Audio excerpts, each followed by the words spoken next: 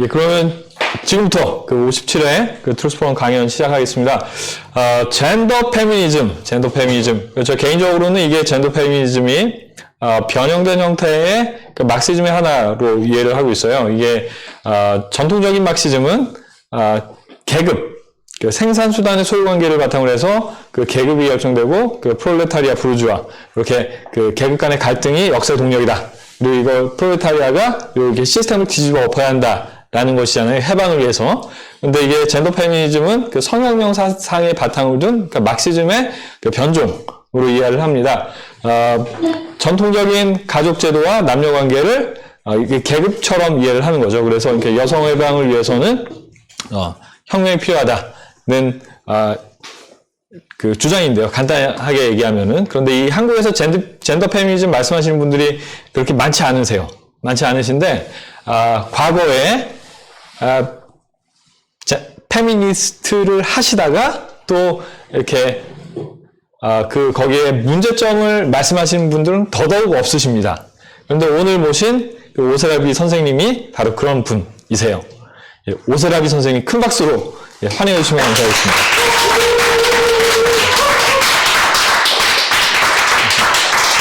이것도 부탁드리겠습니다.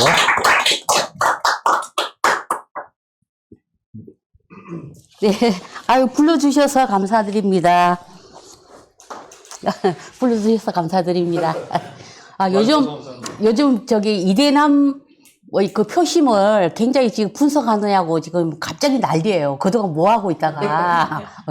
사실은 우리는 계속해서 이 중심에 페미니즘 이슈가 있다는 걸 벌써 알고 그 문제점을 계속 얘기를 줄창 해왔거든요. 해왔는데 참 정치권은 받아들이는 게 높고 역시 투표는 힘이 세다라는 걸 저는 이번에 알았어요. 그래서 표로 응징하는 거 이것만큼 저는 우리가 이 정치권을 이제 뒤집을 수 있는 강력한 무기다. 그래서 저는 이 추세를 내년 이제 대선 그리고 지선까지 꼭 좀 이렇게 이어갔으면 좋겠고 이제는 우리 2030이 진짜 정말 우리 같은 나이대에는 저희 같은 세대 어머니들은 모이면 다 그런 얘기하거든. 우리는 살 만큼 살았는데 우리 아이들은 어떻게 살아가야 되나. 모든 게 너무나 암담하고 일단은 미래를 계획을 할 수가 없어요. 희망이 없다. 네, 이제 제가 전대협의 김끝혜 시하고도 한 번씩 그 얘기를 하는데 어떻게 된 게 미래를 계획을 할 수가 없다는 거예요. 그럼 우리 때는 자라면서 사실 그냥 다 미래가 그냥 다 있었거든요. 일하고 돈 벌고 이러면 다 가정을 가지고 직장도 다 됐는데 지금은 미래가 불투명해요. 그래서 저는 우리 2030이 여기에 꼭 좀 나서 주시고 이번 선거가 굉장히 저는 참 의미가 있었어요. 네. 다른 것도 아니고 근데 이제 이걸 정치권에서 안 받아들이더라고. 이 속에 페미니즘 이슈가 있다는 거를 사실 민주당 입장에서는 받아들이기가 어렵죠. 왜냐하면은 그쪽이 본거지이기 때문에. 그리고 국민의힘은 사실은 준비가 전혀 안 돼 있는 상태거든요.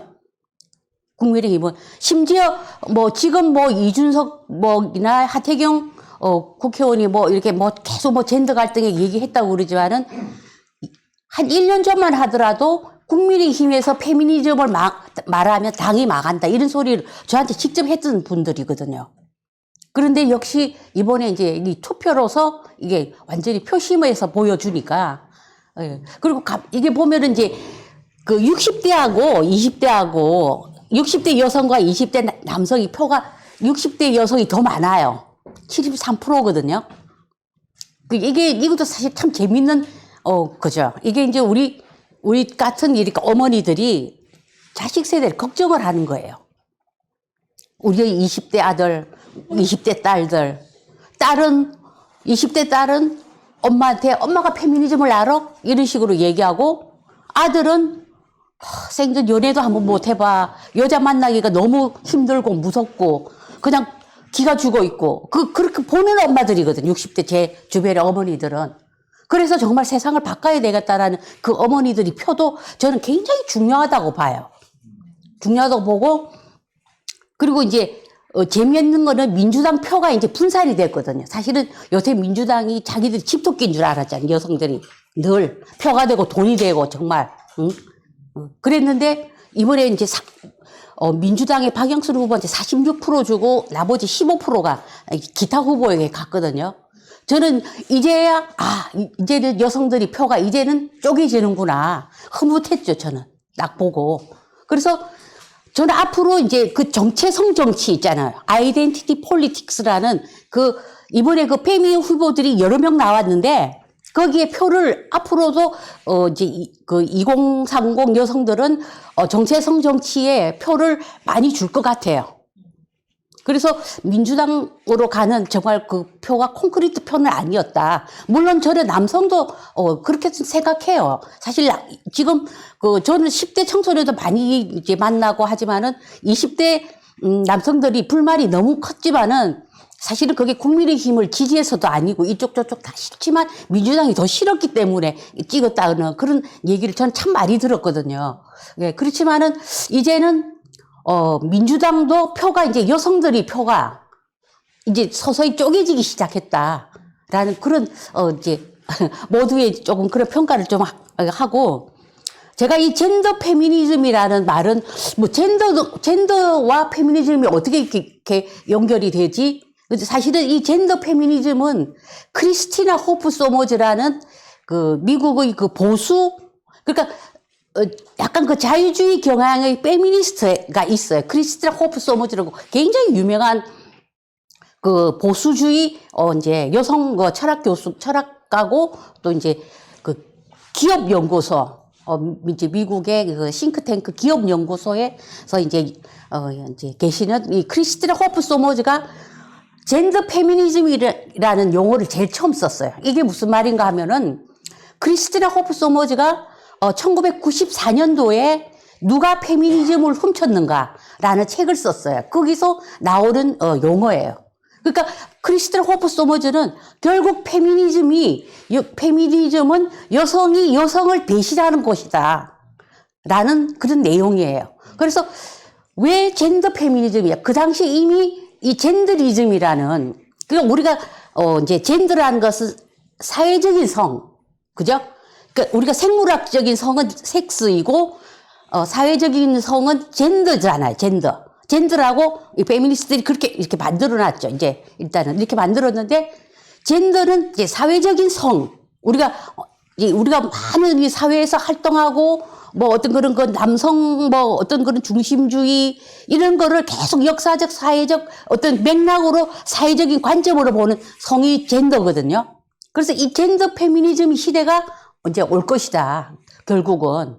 예. 그래서 그 호프 소머즈가 이제 이 젠더 페미니즘이라는 걸 지금 사실 우리나라를 보면 이게 똑같은 거예요. 지금 젠더를 성인지로 이제 번역을 해서 쓰고 있거든요. 지금은 다 젠더 얘기를 해. 계속 성인지 얘기를 해요. 대통령도 국무회의 석상에서, 이제는 예비 교원들은, 4번을 이제 성인지 교육을 받아라. 이렇게 하고, 이미 지금, 공기관, 공무원, 공공기관 다 이 성인지 교육, 의무화 법정 교육을 다 받고 있어요. 그리고, 얼마 전에 3월 25일 날 그 더불어민주당의 권인숙 의원이 모든 국민들이 성인지 교육을 받을 수 있는 하는 법적 발의를 했어요. 법안을. 그러니까 그게 이제 지금은 공공기관 공무원만 받고 있지만은 이거를 유치원서부터 유치원 초, 중, 고 그리고 나아가서 모든 국민이 성인지 교육을 받아야 된다라고 그 법안 발의 취지에 그렇게 나와 있어요. 그래서 제가 막 그걸 흥분해 가지고 막 이제 페이스북에도 막 올리고 그랬는데 이제 이것이 바로 젠더리즘인 거예요. 이게 젠더주의인 거예요. 모든 거를 우리가 그럼 젠더라는 것이 무엇인지 한번 좀 이렇게 제가 이제 이걸 통해서 한번 좀 볼게요. 지금은 완전히 젠더 센시티비티 시대예요. 근데 성인지가 무슨 말인지 사실은 저한테 물어보는 사람이 굉장히 많아요. 이게 무슨 뜻이냐. 심지어 이제 이름만 대면 굉장히 유명한 문학가가 계세요. 문학 교수이고 책을 장편 소설을 11권을 쓰시고 단편 소설을 수십 권 쓰고 평생을 강단에서 문학을 가리킨 그 문학가조차도 저한테 직접 물어보다 도대체 성인지 감수성이 무슨 말이냐. 자기가 평생 문학을 가르치고 강단에 섰지만은 나는 도대체 이게 무슨 말인지 모르겠다.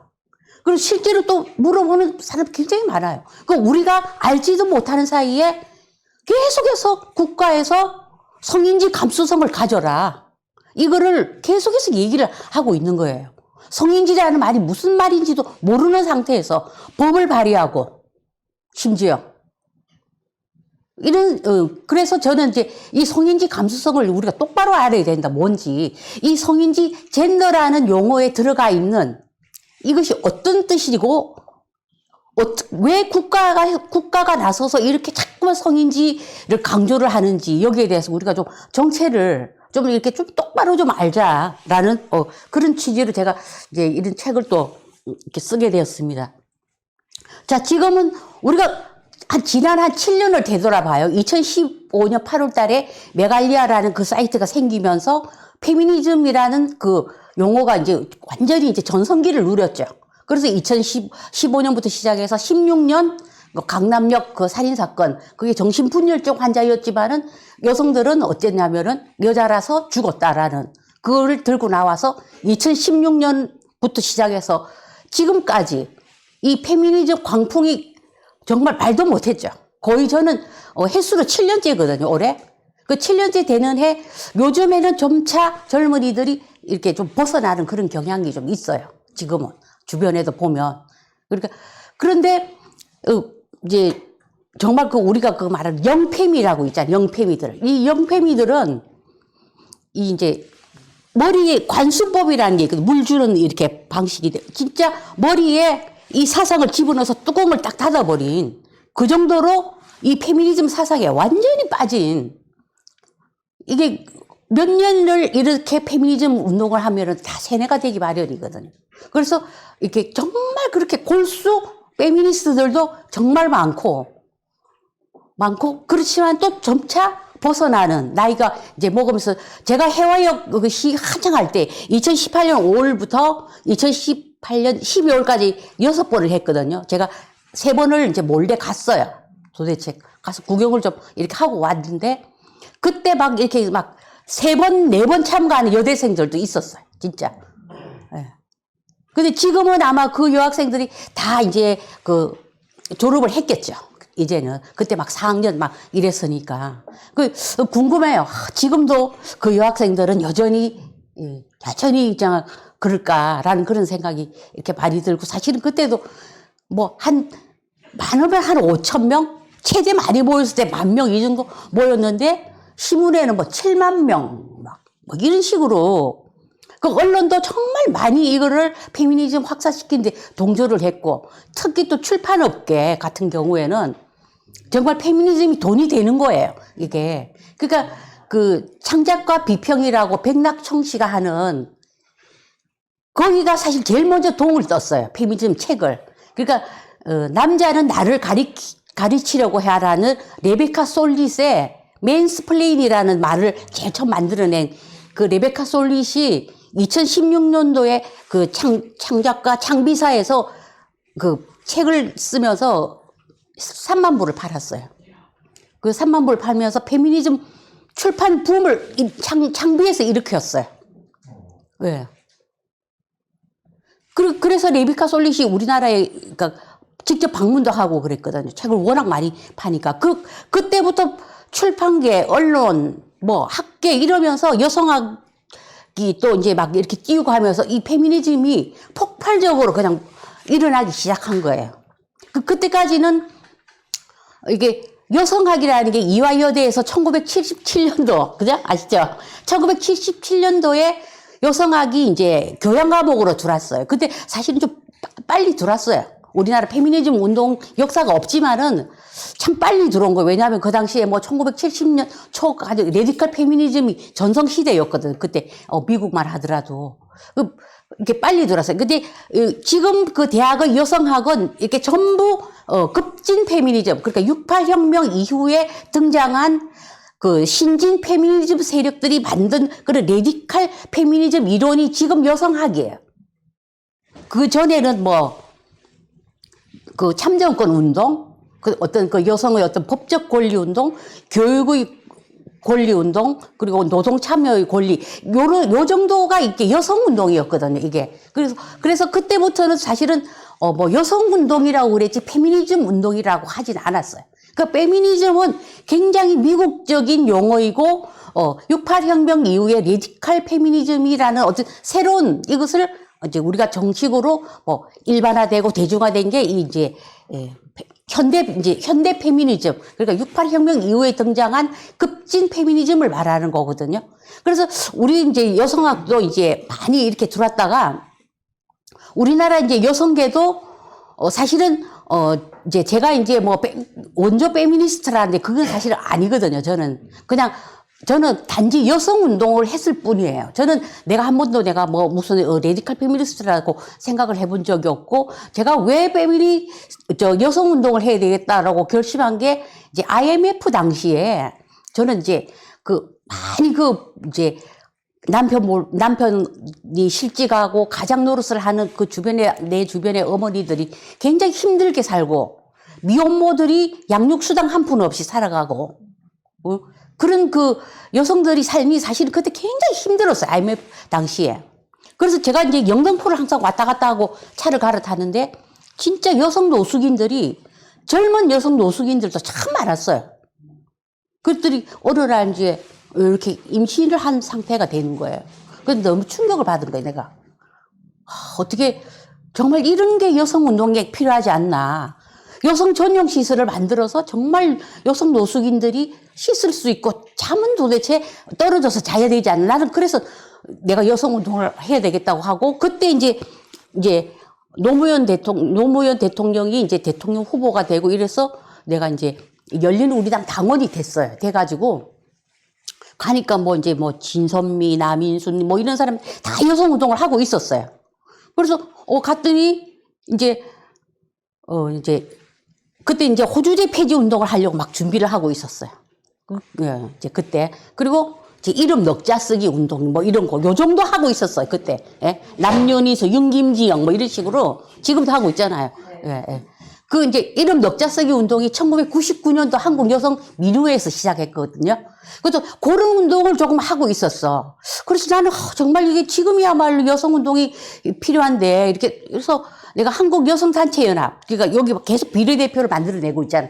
갔더니 정연백 이제 전 여가부 장관이 여성연합에 이제 대표로 있었고, 이제 남인순이 사무총장이고, 근데 공부를 하는데 민족과 페미니즘이라는 책을 가지고 공부를 하는 거예요. 그래서 통일운동을 해야 된다는 거예요. 그래서 반미, 반일, 우리가 이게 남북 분단이 모든 원인이 미국의 식민지이기 때문이고, 이것은 우리가 7.1 청사를 하지 못해서 그런 공부를 하고 있고 그런 운동을 하고 있는 거예요. 그래서 나는 여기 왜 여성운동 하는 데 아니냐. 나는 그때만 해도 여성들에게 복지가 필요하다는 주의였거든요. 그랬더니 그거는 뭐 국가가 할 일이고 우리가 하고 있는 게 여성운동이다. 그래서 나는 거기 통일운동하러 전혀 들어간 사람이 아니고, 자기들처럼 반미 자주 통일을 나를 외치러 들어간 사람이 아니기 때문에 일찌감치 저는 이제 등을 돌려서 나온 거죠. 네. 그리고 저는 따로 이제 이렇게 활동을 했고, 그렇지만은 이게 이제 그때 만났던 남인순, 뭐 정연배, 윤미향도 그때 봤거든요. 제가 윤미향도 그 통일 공부하러 막 왔어요. 그때는 윤미향이 이제 막내 활동가였거든요. 근데 나는 이제 정말 이 사람들이 세월이 흘러서 12년, 13년 후에 나는 이렇게 진짜 막 국회의원이 되고 이렇게 할 줄은 전 진짜 몰랐죠. 그때만 하더라도. 그래서 저는 그게 이제 제가 이제 뭐 원조 페미다라는 말을 들을 수 있지만, 저는 사실은 뭐 페미는 아니고. 예, 그래서 쭉 이제 뭐 여성운동, 우리나라 여성운동이 호주제 폐지 운동이 2005년에 정식으로 국회 통과되고 호주제가 완전히 폐지되었죠. 그리고 그 앞에는 또 이화여대생들하고, 자꾸 죄송해요, 이화여대 얘기를 해서, 군 가산점제 없애버리고 막 이러면서, 그러다가 2005년부터 이 여성운동이 소강 상태였거든요. 쭉 이제는 계속해서 소강 상태고, 그러다가 이제 010 3533 1. 할까요? 네. 잊어버렸다. 소강 상태였는데, 이제 2015년 딱 되니까, 정말 불쏘시개를 탁 짚혀서 여성운동을 폭발적으로 일으켜 버리더라고요. 그래서, 참 오랫동안 준비했구나. 그 2015년이 이게 참 그 한국 여성운동사에도 중요한데, 2015년에 가장 유행했던 말이 무엇이었을까요? 2015년, 2014년, 이 무렵. 헬조선이었잖아요. 전부 헬조선망. 이 이름 나라 못 살겠다, 헬조선.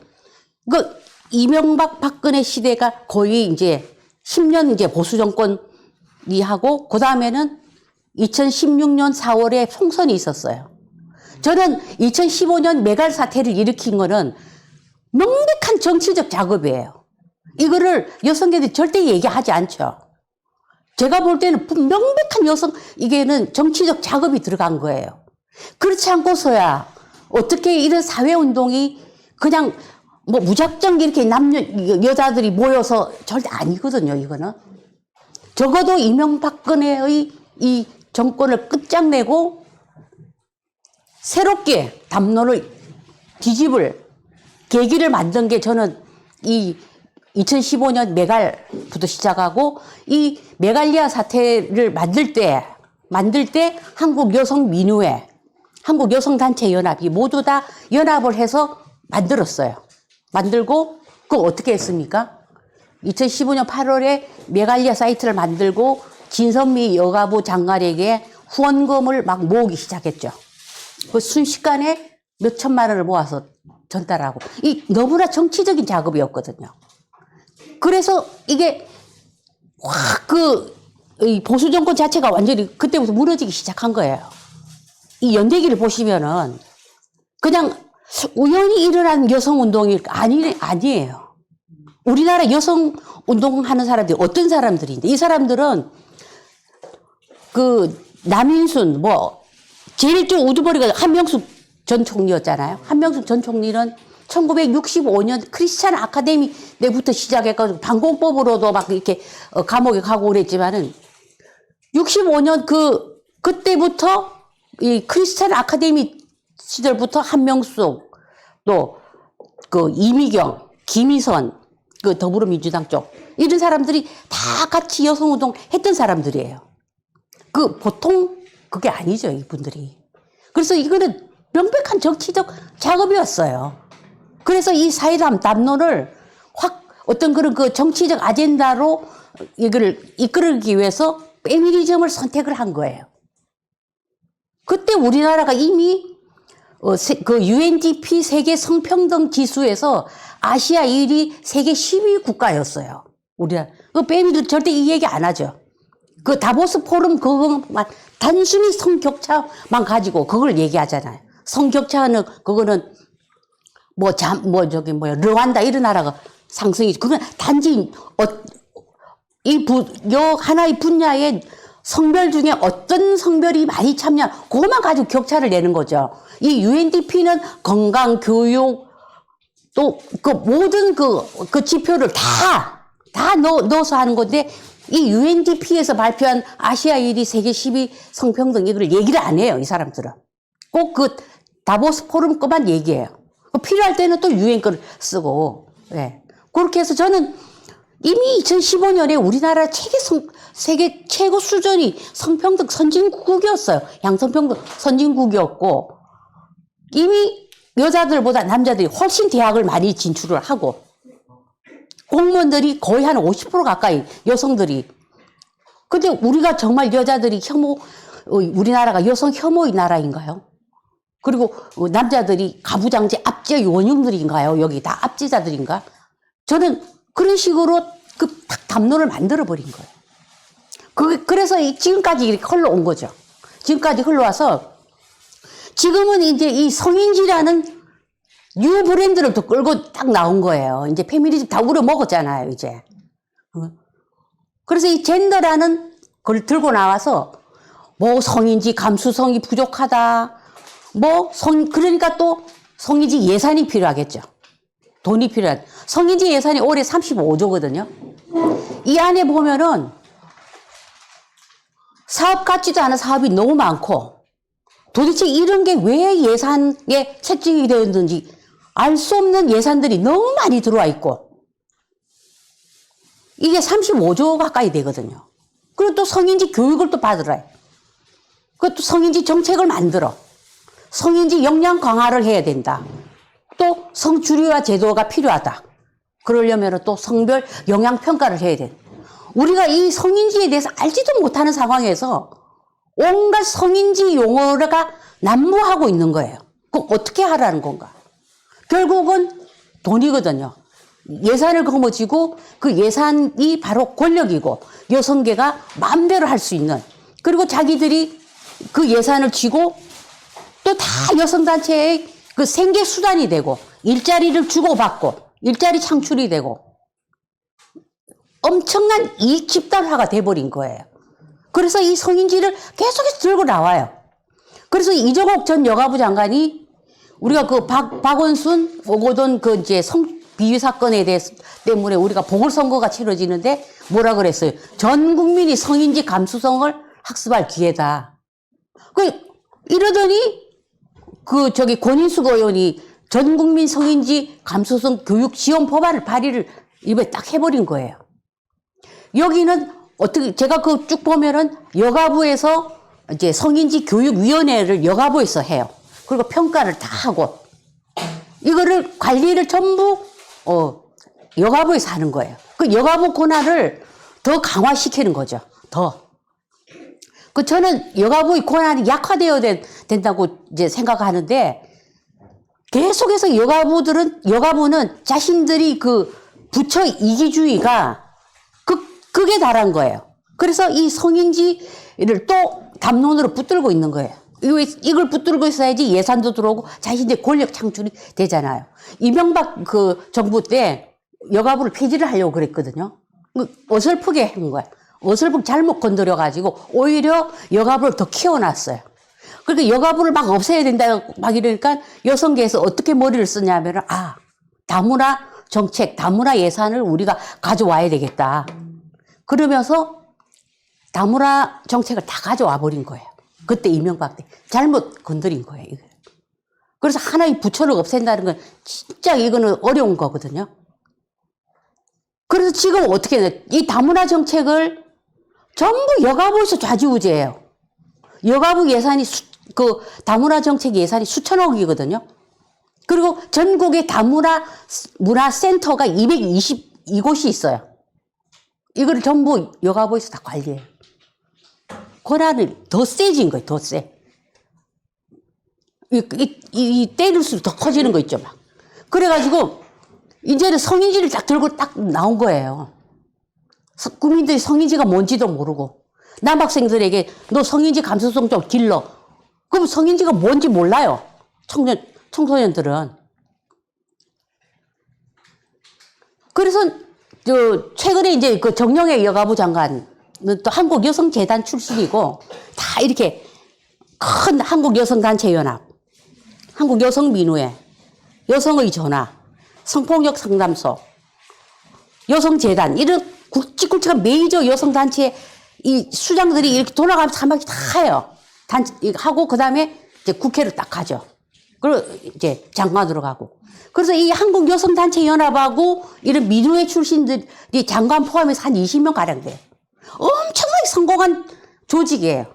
그러니까 조직을 운영하려면 이렇게 해야 될 것 같아요. 보면 가장 성공한 조직이 정의연, 정대협과 이 한국여성단체연합이에요. 정대협은 한일 박근혜 정부 때 화해와 치유재단 그리고 한일 외교장관들이 합의한 것도 종이 조각을 만든 사람들이에요. 지금이 자기들이 이 위안부 문제도 정대협이 다 쥐고 흔들잖아요. 정의연이 다 쥐고 흔들. 원래 가장 성공한 조직이 어디냐? 한국여성단체연합하고 정의연이에요. 여성단체 중에서.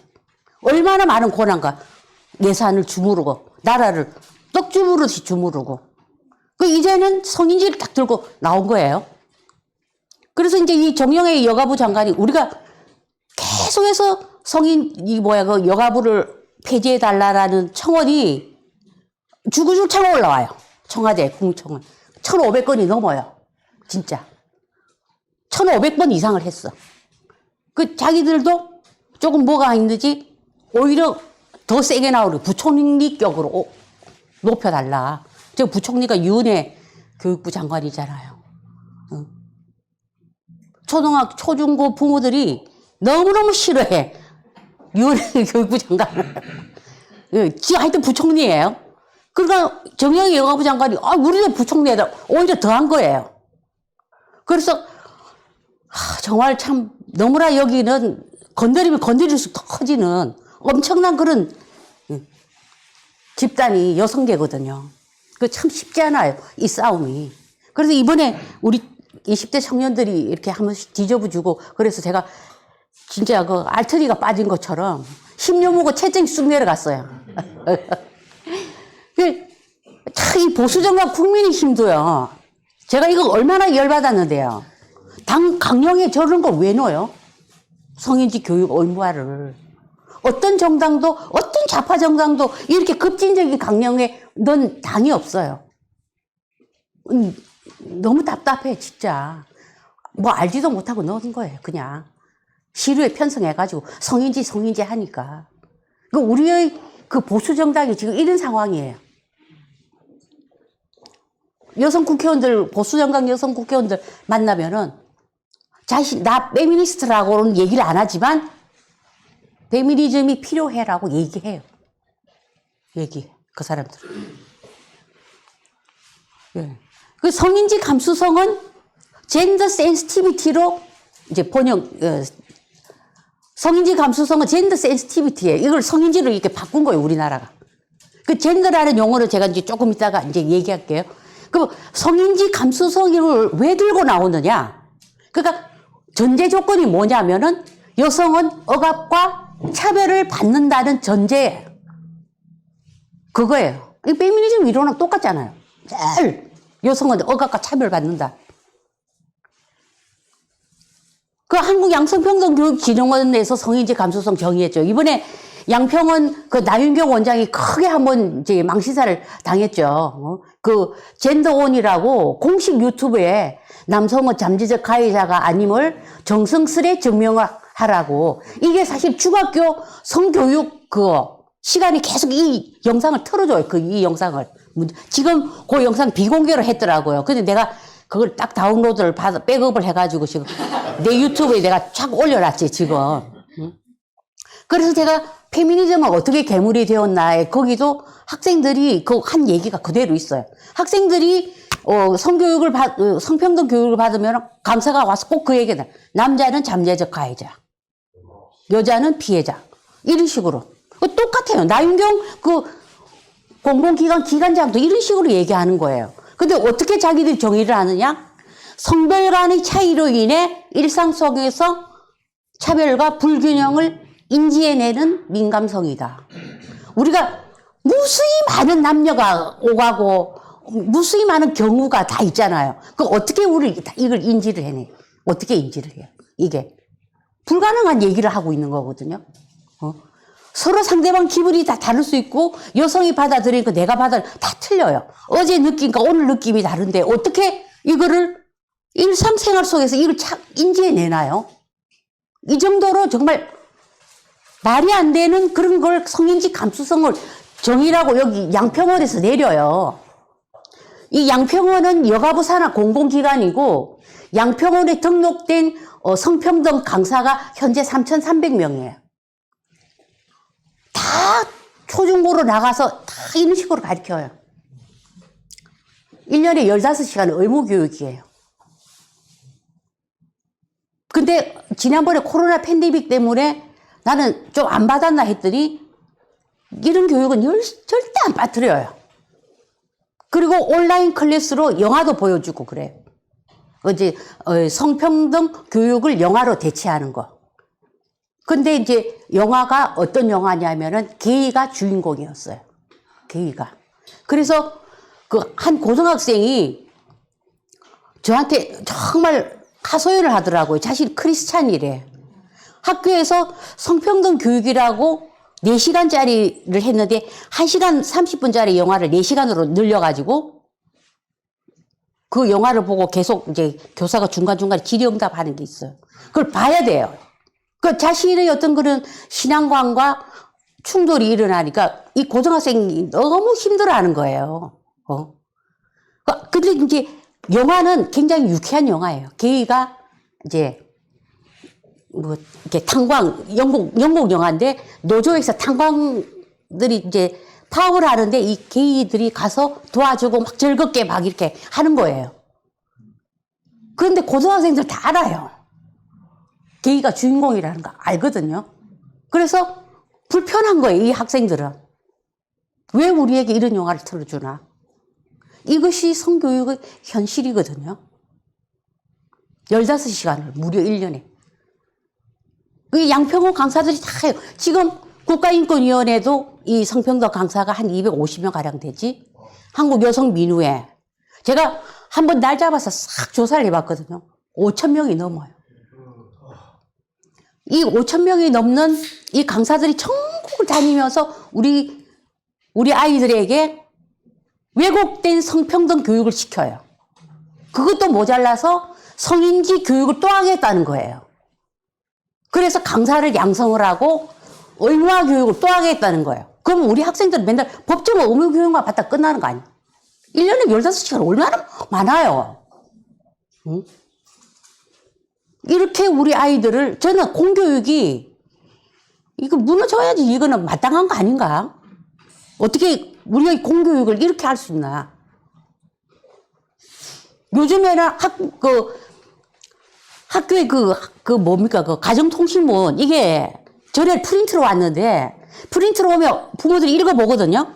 체크, 요즘에 온라인으로 그냥 와요. 그래서 확인을 안 해요, 어머니들이. 그래서 막 쌓여 있어. 이메일로 막 오니까. 그래서 우리 아이들이 뭘 배우는지 몰라요. 교과서도 안 가져오잖아요. 다 사물함에 넣어놓고 오고. 나가서 이 교사들이나 이 성평등 강사라는 사람들이 나와서 우리 학생들이 뭘 가르치니? 체크가 안 되는 거예요. 그래서 제가 2019년에 학생들에게 쫙 얘기했어요. 성평등 교육 어떤 거 가르치는지 나한테 좀 제보해달라. 제가 총 40명한테 제보를 받았어요.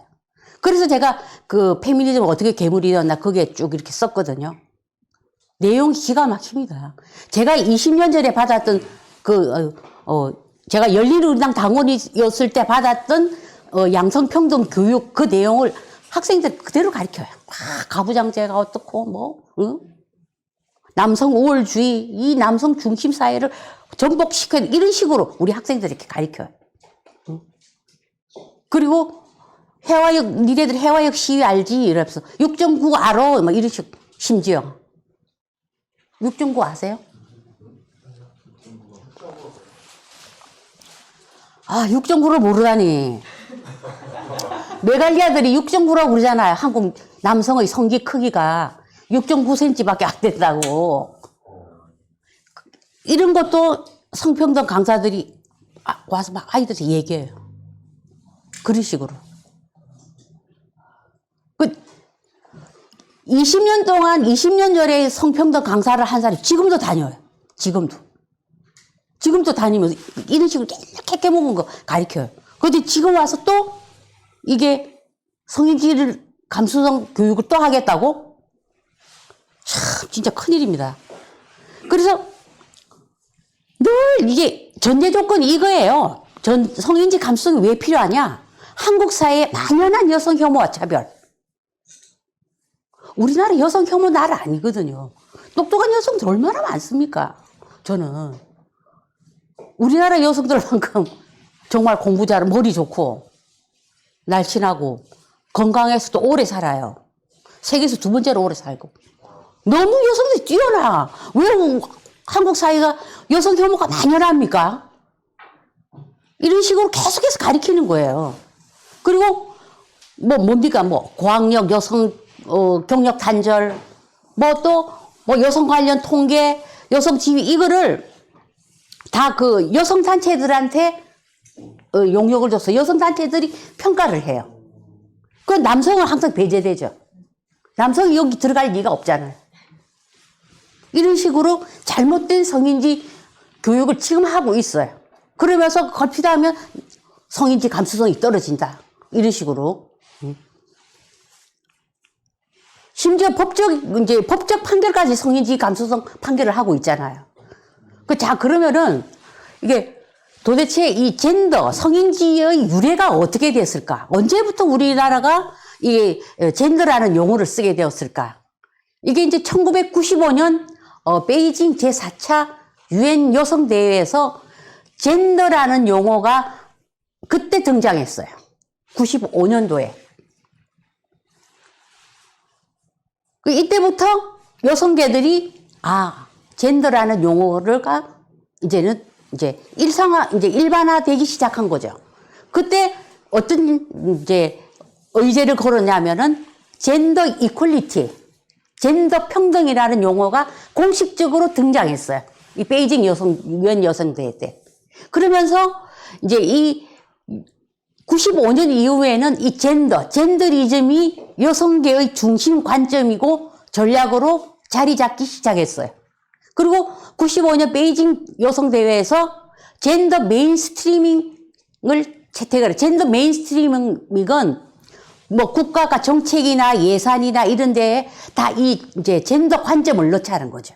지금 우리가 그렇게 하고 있잖아요. 이 젠더 메인스트리밍을 채택하죠. 이게 95년도에 있었고, 이거를 한글로 이제 성주류화 정책. 이제 젠더가 모든 정책의 주류가 되어야 된다. 우리나라 지금처럼 똑같잖아요. 지금 일어나고 있는 일이에요. 그래서 이거를 국내 여성계도 95년도부터 받아들이기 시작했고, 95년 저 베이징 유엔 여성대회 때 뭐 전 여성부 장관이었던 지연이 또 이렇게 여러 명이 이제 여기 참가를 했었어요. 그래서 이제 이 젠더 이퀄리티를 우리나라 여성계도 이제 서서히 받아들이기 시작한 거예요. 여기 보면은 이 유명한 세계에서 가장 유명한 페미니스트인 힐러리 클린턴이죠. 힐러리 클린턴이 95년도에 이 젠더 이퀄리티 용어를 공식으로 사용할 때 이 힐러리 클린턴이 이 이야기를 했어요. 근데 그때 이제 힐러리 클린턴은 그냥 명부인이었지 정치인은 아니었어요. 그 이후에 이제 이때가 힐러리 클린턴이 세계 무대에 두각을 나타낸 가장 첫 번째, 그러니까 이 세계 여성대회. 힐러리 클린턴이 페미니스트일 수밖에 없잖아요. 예. 세계에서 가장 유명한 페미니스트고. 이때 이제 95년도에 이제 젠더 이퀄리티라는 용어를 쓰면서 95년 이후에는 이 페미니즘 이데올로기가 젠더 이데올로기로, 그러니까 젠더 페미니즘으로 서서히 변화하기 시작한 게 95년도고, 이것이 나중에는 퀴어 이론까지 이렇게 발전하게 되는 그런 거죠. 지금 미셀 푸코 있잖아요. 철학자, 프랑스 철학자 미셀 푸코가 소아성애가 이제 폭로가 되었잖아요. 소아성애가. 에? 몰랐어요? 미셀 푸코가 정말 사르트르 이후에 프랑스 철학을 이끈 사람이잖아요. 미셀 푸코는. 그리고 포스트 모더니즘의 가장 기수고, 이 68혁명, 그러니까 신좌파 68혁명의 어떤 그런 이론적 어떤 그런 토대를 만들고, 가장 유명했던 사람이 미셀 푸코인데, 미셀 푸코가 이 소아성애가 이제 폭로가 된 거예요. 끼소르망이라고 이제 프랑스의 보수주의 이제 철학 교수가 폭로를 한 거예요. 미셀 푸코 얘기를 제가 왜 하냐면은, 지금 이 퀴어 이론, 젠더 이론이 미셀 푸코 영향을 너무 많이 받은 거예요. 그리고 주디스 버틀러의 젠더 트러블이 이제 미셀 푸코는 주디스 버틀러는 미셀 푸코의 개성자임을 자처해요. 그리고 이 젠더 이론, 퀴어 이론에 미셀 푸코가 빠지면 안 될 정도로, 그 정도로 영향이 커요. 미셀 푸코는 동성애자였고, 이제 소아성애자였고, 그리고 에이즈로 죽었잖아요. 에이즈로. 그래서 죽을 때도 그런 말을 했죠. 나는 소년을 사랑하다 죽는다. 이보다 더 아름다운 일이 세상에 어디 있을까?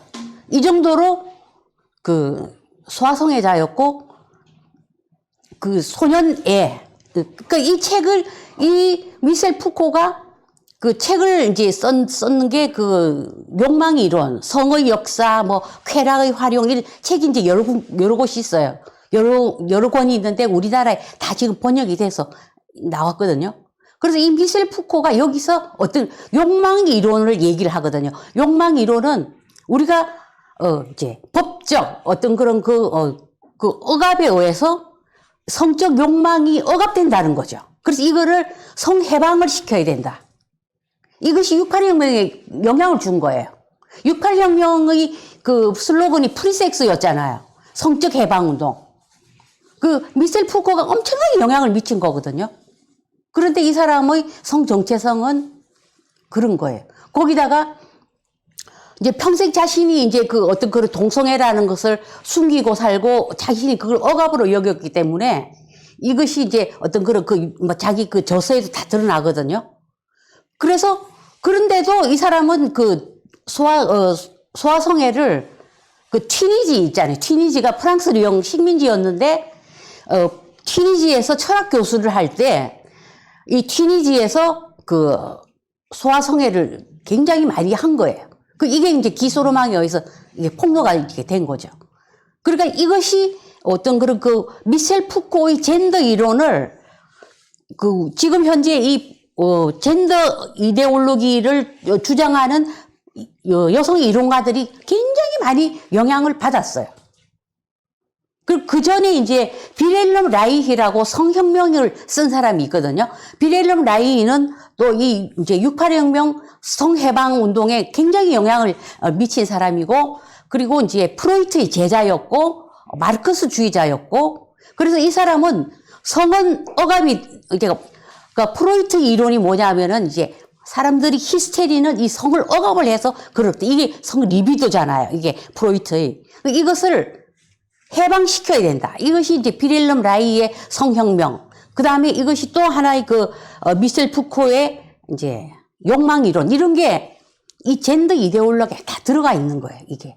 성적 어떤 그런 거 해방. 이런 것이. 이게 다 들어가 있는 거예요. 그래서 최근에 이제 그 미셀 푸코 이제 소아성애가 이제 다 알게 됐죠. 그래서 푸코는 이게 성에 대한 금기를 없애는, 그러니까 항상, 그러니까 이제 자신이 어떤 평생 동성애자로 살면서 성에 대한 금기에 대한 어떤 그런 굉장한 그 억압을 받는다라는 그런 게 있었죠. 그래서 그 푸코의 그 책을 보면은 그 자신의 이렇게 그 쾌락의 활용이라는 책에 보면 쭉 로마 시대 때 로마 시대때까지 거슬러 올라가서 로마 시대 때 어떤 그런 소아성애 이런 거를 이렇게 가져와서 그 책에다가 써놨어요. 그래서 책은 쓴다는 걸 그 사람 정신 상태잖아요. 그래서 우리가 이 젠더 이론, 어떤 이론이, 그 사람이 어떤 사람이었는지를 반드시 저는 알아야 된다고 생각을 해요. 자, 그러면은 이 젠더라는 이 용어를 여성들이 만들었나? 빼미들이 만들었나? 그게 아니에요. 이 젠더라는 용어의 창시자는 따로 있어요. 이게 유명한 존 머니 박사예요. 존 머니는 트랜스젠더 수술의 아버지라고 불리는 사람이에요. 트랜스젠더 수술을 가장 먼저 한 사람이에요, 이 사람이. 1965년도에 존스 호킨스 병원에서 최초로 트랜스젠더 수술을 할 때 이 존 머니 박사가 다 주도해서 트랜스젠더 수술을 한 사람이에요. 이 사람이 젠더라는 용어를 만들었어요. 존 머니는 이제 뉴질랜드 사람이고 이제 20대에 미국으로 이민을 와가지고 하버드 대학에서 이제 자기 박사 논문을 썼어요. 1955년에 박사 논문을 썼는데 이때 젠더라는 용어를 이때 쓴 거예요. 55년 박사 논문에 있어요. 젠더 아이덴티티. 요즘 많이 쓰잖아요. 성 정체성. 젠더 정체성. 5만 가지 젠더 정체성 다 있잖아요, 요즘. 뭐, 에이 로맨스, 그레이 섹슈얼, 뭐, 판섹슈얼, 막 이러면서, 안드로진, 뭐 이러면서, 데미보이, 데미진, 막, 이런, 젠더 아이덴티티라는 말을 제일 먼저 만들었어요. 그 다음에 젠더 롤, 성 역할이잖아요. 성 역할. 그 다음에 젠더 스키마, 성의 어떤 그런 그 젠더 유형, 도식, 이런. 이 용어를 제일 먼저 만든 사람이에요. 자기 박사 논문에 있어요. 1955년에. 그래서 성중립 이론을 얘기를 한 거예요. 성은 태어날 때 남자와 여자로 딱 그 생물학적으로 정할 수 없다. 그냥 중립인 상태다. 학습과 양육에 의해서, 사회적 환경에 의해서 성은 얼마든지 바꿔 키울 수 있다. 이것이 성중립이거든요. 이 이론을 이미 1955년도에 존 모니 박사가 얘기를 했어요. 논문에다 다 썼어요. 이것을 페미니스트들이 자기들 이론으로 딱 가져옵니다. 이것이 오늘날 사회적인 성, 즉 젠더의 본질이에요. 여기가. 그래서 성중립 이론은 신생아 때는 남녀 차이가 분명하지 않다라는 거예요. 그래서 학습과 양육에 의해서 딱 없앨 수 있다는 거예요. 어떤 그런 생물학적인 이런 것도. 학습과 양육 키울 수 있다, 바꿀 수 있다는 거예요. 그래서 이제 이 급진 페미니즘에서 존 모니 이론을 확 받아들입니다. 그 68혁명 그 당시에 성해방이었잖아요. 성해방. 프리섹스, 막 이러면서. 그 성해방은 아까 말했던 미셀 푸코도 68혁명의 철학적 어떤 그런 기반을 하면서 이 성의 금기를 무너뜨리고 존 모니도 성에 대한 금기를 무너뜨리는데 결정적인 역할을 다 남자들이 한 거예요. 다. 그 페미들이 만든 이론은 다 남자들이 만든 이론이에요. 그래서 그 페미들이 그 계급투쟁도 마르크스 계급투쟁에서 가고 남녀 계급투쟁, 유물론 이것도 다 마르크스 주의에서 가져온 거거든요. 그래서 페미니즘 이론은 다 여기저기 남자들이 만들어 놓은 이론을 가져와서 조합을 한 거예요. 그 굉장히 잘해요, 그런 거를. 그래서 존 모니의 이론은 성은 타고나는 것이 아니라 만들어진다. 트랜스 할 수 있으니까요. 그 이전에 이제 시몬느 보바르가 이런 말을 하긴 했죠. 여자는 태어나는 것이 아니라 만들어지는 것이다. 그런 말을 했지만은 존 모니는 이제 성심리학자이고 이제 그 성문제 전문가예요. 그러니까 거의 한 30년, 40년 가량을 절대적인 권위와 절대적인 어떤 지위를 누렸던 그런 학자였어요, 저 사람. 그래서 어떤 사람도 존 모니의 아성에 도전하지 못했고, 아무도 반박도 못했고. 그러니까 모든 어떤 그런 그 정부의 그 지원, 기금 다 받았어요. 그래서 자신들이 제자를 기르고 다 한 거예요. 그러니까 트랜스젠더 수술이 이 존 모니가 주도해가지고 1965년도에 존 홉킨스 병원에서 최초로 성전환 수술을 거행을 한 거예요. 그 성전환 수술을 하려면은 의사가 한두 명이 필요한 게 아니라 모든 과목 의사가 다 들어와야 돼요.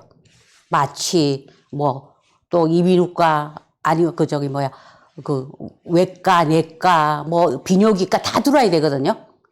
그 모든 의사들을 다 설득하고 다 모아서 자신이 그 트랜스젠더 클리닉을 만들었어요. 65년도에. 그래서 성전환 수술을 65년도에 하면서 세계적으로 명성을 얻어버린 거예요. 그래서 그 당시에 그 미국의 그 TV 프로그램 유명한 토크쇼에 단골 출연자였어요. 지금도 찾아보면 다 있거든요. 자료들이. 오프라 윈프리 쇼에도 여러 번 나왔어요. 그러니까 트랜스젠더 수술을 해가지고 이제 남자인데 여자로 이제 트랜스 해가지고 막 화장하고 딱 데리고 나와요. 이렇게. 그런 토크쇼가 지금도 있거든요. 그래서 65년도에 이렇게 한 거예요.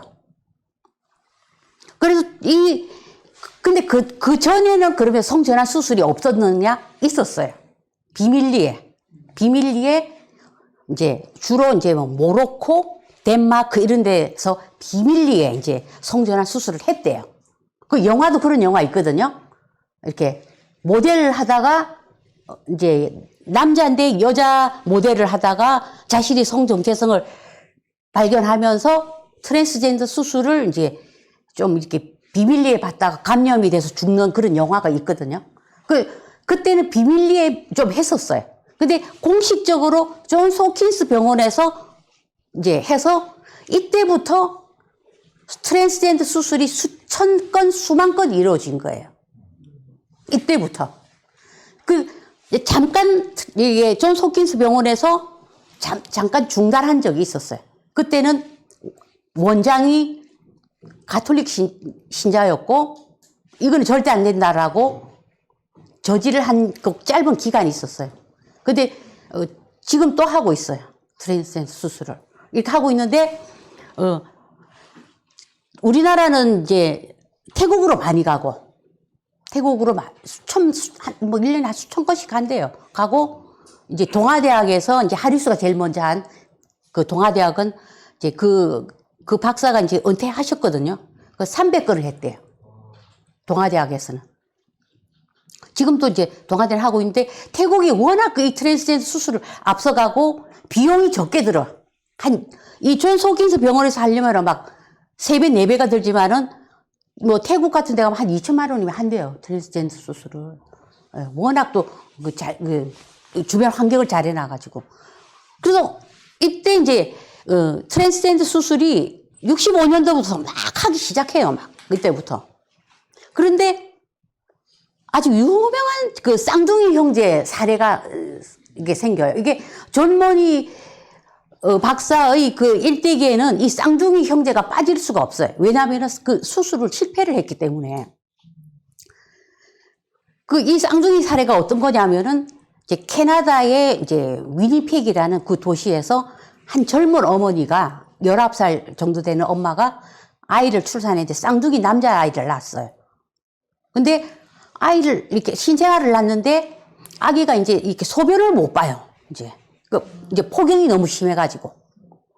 그래서 너무 어머니가 이제 젊은 엄마가 경험이 없으니까 그게 신생아 폭염은 자라면서 이제 점차 없어지는데 이제 막 당황하고 이러니까 이제 병원을 데리고 가장 캐나다에서 큰 병원을 데리고 가서 사실 그때는 65년도만 하더라도 이 폭염 수술은 아무것도 아니었거든요. 다 했는데 의료사고가 딱 났어요. 이게 이제 전기 인두로 그 표피를 살짝 잘라낸대요. 거기에 폭용수술은. 그때. 근데 이게 전류가 과부하가 돼서 이 아이의 그 성기가 타버렸어요. 그래서 그 아이가 성기를 잃었어. 그런데 그때가 이제 67년도였는데 그래서 이 젊은 엄마, 이 부부가 어떻게 할 줄을 모르고 막 고민을 하고 있는데 그때 한 쌍둥이는 자연히 이제 없어진 거예요. 그래서 한 아이만 의료사고가 나가지고 아이가 성기를 잃어버린 거예요. 그래서 TV를 보고 있는데 존 머니 박사 TV에 나가서 얼마든지 성을 바꿀 수 있다. 그렇게 그 토크쇼에 나와서 얘기를 하니까 이 어머니가 편지를 쓴 거예요. 우리가 이런 상황이다. 그랬더니 존 머니가 당장 데리고 와라. 볼티모어로 당장 데리고 와라. 그래서 존 머니는 이 간단한 아기를 상대로 성전환 수술을 할 수 있는 절호의 기회를 잡아버린 거예요. 그래서 거기서 이 쌍둥이 중 한 명을 수술을 하죠. 결국 이렇게 우선 이제 그 인공 여자의 어떤 그런 생식기기 일단은 만들어주고 이제 에스트로겐 같은 호르몬은 이제 점점 이렇게 하는 게 있대요. 그래서 일단은 이제 그걸 이제 만들어서 이 남자 아이를 여자 아이로 키우는 거예요. 그러니까 존 머니 박사는 학습과 양육에 의해서 얼마든지 키울 수 있다라는 거 아니에요. 그래서 이 남자로 태어난 아이를 원피스를 입히고 뭐 이제 여자로 키우는 거예요. 그리고 이 아이도 자라면서 자기가 여자인 줄 알겠죠? 근데 아무리 이 아이 나이를 들어갈수록이 너무나 남자 같은 거예요. 원래 남자였으니까. 막 맨날 주먹질하고 막 그냥 원피스 입고 그냥 뒹굴고 그냥 도저히 안 되는 거예요, 이 아이가. 여자로 자랄 수가 없는 거예요. 그래서 이제 존 모리 박사는 계속해서 아니다. 얼마든지 할 수 있다. 더 노력해야 된다. 뭐 이러면서 그 갓난아이, 그 어린아이를 막 그 일부러 그 성관계하는 연습을 시키고, 너는 이제 여자니까 여자의 몸을 알아야 된다. 그러면서 어머니를 이제 알몸으로 막 돌아다니게 하고, 그런 행동을 막 한 거예요. 그런데도 원래 남자아이기 때문에 절대로 여자가 될 수 없는 거예요, 이 아이는. 그래서 13살이 되면은 이제 그때부터 에스트로겐을 이제 맞아야 돼요. 약을 먹어야 돼요. 그러면 이제 가슴도 나오고 이렇게 되거든요. 그래서 막 강압에서 마지못해서 먹었어, 이 아이가. 그러니까 이제 가슴이 나오고 이제 여자답게 이렇게 이제 굴곡이 이렇게 생기기 시작하는 거예요. 그래서 14살이 되면은 존 모리 박사가 너는 반드시 질 수술을 해야 된다. 이제 정식으로. 그래서 존 모리 박사가 이제 불렀어요, 이 아이를. 그런데 이 남자아이가 그 병원에 도망을 쳐버려요. 자기는 절대 수술 받지 않겠다. 그래서 이 아빠가 그때서야 진실을 털어놓은 거예요. 사실은 너가 남자아이였다. 그래서 우리가 너를 여자아이로 키웠다.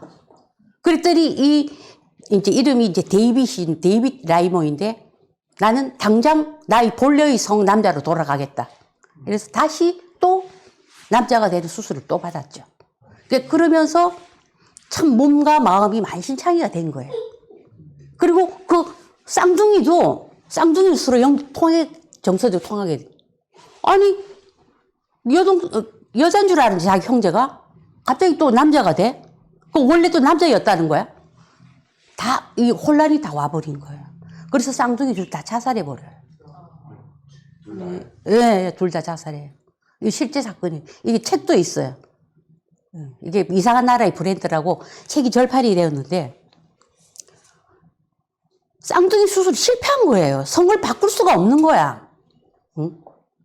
절대로. 사실 지금도 트랜스젠더들이 수술을 하고요. 다시 재수술한 자기 본래의 성으로 돌아가는 경우 굉장히 많아요. 알려지지 않을 뿐이에요. 지금은 너무 우리가 쉽게 트랜스젠더 수술을 하고, 뭐, 바이든 대통령도 자기가, 남자라고 생각하면 남자로 살 수 있다고 그렇게 얘기했잖아. 바이든도 행정명령이 그렇게 내렸거든요. 그리고 미국에는 뭐, 코네티컷 주에는 트랜스젠더로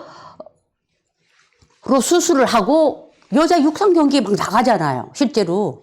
그 키가 190이야. 그러면 165cm 여성들 스포츠에 같이 하는 거예요.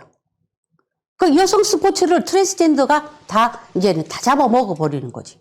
그러니까 이제 미국에는 그 여고생이 대학을 지나갈 이제 특기로 대학을 지나갈 기회조차를 박탈당하는 거예요. 트랜스젠더들이 남자가 여자로 성전환을 하고 육상 경기에 막 나오고 실제로 코네티컷에서 그런 일이 지금 파닥에 일어나고 있거든요. 그랬더니 미국의 그 교육부 장관에게 이제 질의를 한 거예요. 도대체 이거 어떻게 된 거니? 이거 어떻게 해야 되냐? 이랬더니 트랜스젠더도 똑같은 교육을 받을 권리가 있다. 이렇게 얘기를 해요. 지금 현재 이 바이든 행정부에서 이런 일이 지금 일어나고 있어요. 그래서 이 문제에 대해서 미국에는 굉장히 이제 심각성을 깨닫는 사람들이 굉장히 지금 많이 늘어나고 있어요. 이게 젠더 교육이라는 것 자체가. 네. 그래서 처음에는 이게 아까 말한 쌍둥이 이 실험도 처음에는 이게 엄청나게 성공을 한 것처럼 보였잖아요. 이 아이가 13살까지 막 자랐으니까. 그래서 이제 존 모니는 이 쌍둥이를 엄청나게 이용을 했죠. 자신의 그 어떤 그런 논문, 슬라이드, 이런 자료, 그리고 그 아이가 자랄 때 그 사진 다 찍고 또 뭐 이렇게 성관계 연습하는 것도 인간 기리 피그가 돼버린 거예요, 아이를. 그렇게 그런 짓을 존 모니가 했어요. 그러면 존 모니는 그럼 어떤 사람이냐? 아까 미셀 푸코도 소아성애자였고 동성애자였잖아요. 존 모니가 어떤 사람이냐면은 페도필리아예요. 이 사람도 소아성애자예요. 양성애자이고 폴리아모리예요. 존 모니는 어떤 말을 했냐면은 소아성애는 사랑이다. 근친상간은 범죄가 아니다. 미셀 푸코도 이런 말을 했거든요. 이 말은 존 모니가 쓴 사랑의 지도라는 책에 자기가 직접 고백한 얘기예요. 존 모니가. 그런데 이런 그 존 모니의 그 성전환 이론은 감히 어느 누구도 진짜 반론을 제기를 하지 못했던 그만큼 막강하고 이 성전환 이론, 이 젠더 이론 자체가 사회과학, 의학계 다 지배를 받은 거예요. 이게 포스트 모더니즘 시대하고 거의 맞아떨어진 거예요. 그래서 이것이 바로 이 젠더 이론이에요. 이것이 이 안에 이런 게 들어 있어요. 그런데 이제 이거를 뭐 다 존 모니에게 찬성을 한 건 아니고 그 존 모니의 그 이제 라이벌이 있어요. 최대 라이벌이 그 밀턴 다이아몬드라는 그 하와이대 생물학자인데 이 사람은 생물학자거든요. 그렇기 때문에 성 정체성, 성적 지향 이런 거는 다 뱃속에서 호르몬과 뇌나 신경계 유전에 의해서 다 선천적으로 결정된다. 라는 주장을 한 거예요. 이 생물학자니까. 그럼 모니와 이제 대립을 했는데 모니의 그 권력이 그 권위가 워낙 막강해서 정말 그 크게 목소리를 내지 못했어요. 그리고 이 학계에서 이제 이렇게 학회를 하면은 밀턴 다이아몬드와 존 모니가 한 번씩 이렇게 가끔씩 한 자리에 만날 때가 있는데 이거 뭐 존 모니가 이 밀턴 다이아몬드 박사에게 막 이 주먹질까지 했대요. 네가 감히 나한테 도전을 해 이런 식으로. 이 정도로 그 학문적 오만함이 하늘을 찌를 정도였어요. 존 모니는. 그래서 이제 쌍둥이들이 그 다 그렇게 비극적으로 이렇게 죽고 나서 한 3년 이제 더 살다가 이제 죽었거든요. 그래서 그 얘기를 했대요. 당신이 수술한 쌍둥이가 이렇게 비극적으로 죽었다. 그랬는데도 자신의 과오를 끝까지 인정하지 않았대요. 그래서 이 젠더라는 용어의 창시자가 이런 사람이에요. 이 사람뿐만 아니라 게일 루빈이라는 유명한 페미니스트가 있어요. 이게 섹스와 젠더 체계, 생물학적인 성과 사회적인 성, 이 체계를 이렇게 만든 그런 그 페미니스트인데, 이제 68혁명 이후에 급진 페미니즘 영향을 엄청 받은 그 책을 이제 논문을 쓴 게 있어요. 근데 이 논문을 우리나라 페미들이 번역을 해가지고 책을 지금 한 2년 전에 나왔거든요. 책 이름이 일탈이에요, 일탈. 근데 이 게이 루빈도 소아성애자이고, 세도 마조이스트이고, 레즈비언이고, 레즈비언의 세도 마조이스트들이 모임을 만든 사람이에요. 사모아라는 단체까지 만들었어요. 그래서 우리가 이 페미니스트들이 그 이론에는 굉장히 레즈비언이 많아요. 얼마 전에 우리나라에 지난해인가 지지난해인가 왔다가 쉴라 제프리스가 왔다 갔거든요. 쉴라 제프리스 굉장히 유명한 급진 페미니스트 있고, 레디칼 페미니즘, 코르셋 이런 원조에 이 책을 쓴 사람인데 우리나라에 왔거든요. 그 레즈비언이에요. 그래서 그 트랜스젠더를 엄청나게 비판하고 갔죠. 아무리 성을 바꿔도 그거는 본래의 성을 절대로 돌아갈 수 없는 거다. 이러면서 굉장히 트랜스젠더를 비판한 거예요. 우리나라 페미들이 실러 제프리스를 초청해가지고 전국 강연을 다 다녔어요. 그것뿐만인가요? 안드레아 저킨. 책 쓴 사람들이 거의 레즈비언 이론가들이 굉장히 많아요. 지금 레즈비언 이론가들이 쓴 책들이 우리나라에 다 번역이 되어서 우리나라의 영빼미들이 참 열심히 읽어요. 그래서 이게 어떤 문제가 있는지를 조금 좀 사람들이 아셨으면 좋겠어요. 그 이론을 퍼뜨린 사람들이 어떤 정체성을 가지고 있는가. 그래서 제가 이 페미니즘과 젠더리즘을 극렬히 반대하고 비판하고 그런 것이 다 그런 이유가 제가 있기 때문이죠. 자, 그러면은 우리나라 이제 성인지 운동은 한번 살펴볼게요. 2002년도가 됐어요. 이제 95년도에 베이징 여성 대회를 갔다 오고 나서 아, 맞아. 성인지 예산이 필요하구나. 돈이 필요하니까 한국여성단체연합에서 정연백, 남인순이 국회에 청원을 하기 시작해요. 예산 달라고. 2002년도에. 그래서 2018년을 노력을 했어요. 이 끈질긴 거 배워야 돼요. 이거 진짜. 2010년에 최초로 성인지 예산이 국가 재정에 편성이 되었어요. 그게 7조, 처음에 7조였어요. 7조밖에 안 됐어요. 그 지금은 여기는 31조인데 지금은 35조거든요. 그 2010년부터 성인지 예산이 국가 재정에 정식으로 편성이 됐어요. 그 다음에 이제 지자체는 2013년부터 성인지 예산이 편성되었어요. 그게 지금까지 이제 이렇게 35조가 된 거죠. 네. 그래서 이 성인지 예산을 타기 위해서 다 한국여성정책연구원, 이게, 여가부 산하의 공공기관이거든요. 이 정책연구원에서 다 이런 작업을 해요. 통계를 내고 성인지 교육을 하고 성인지 예산을 어떻게 법적으로, 체계적으로 시행을 할까. 그걸 하는 거예요. 그리고 법적으로 아예 명시를 해 놓습니다. 그래서 양성평등기본법 안에 이 성인지 교육, 성인지 예산 조항이 이미 법적으로 들어가 있어요. 이미. 그 빼박이죠, 빼박. 이제. 그 처음에 이제 양성평등기본법은 2015년에 이게 개정이 되었는데, 전에는 여성발전기본법을, 박근혜 정부 때 요 양성평등기본법으로 바꿨어요, 이름을.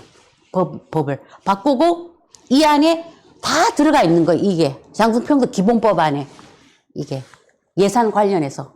이 다 들어가 있는 거예요.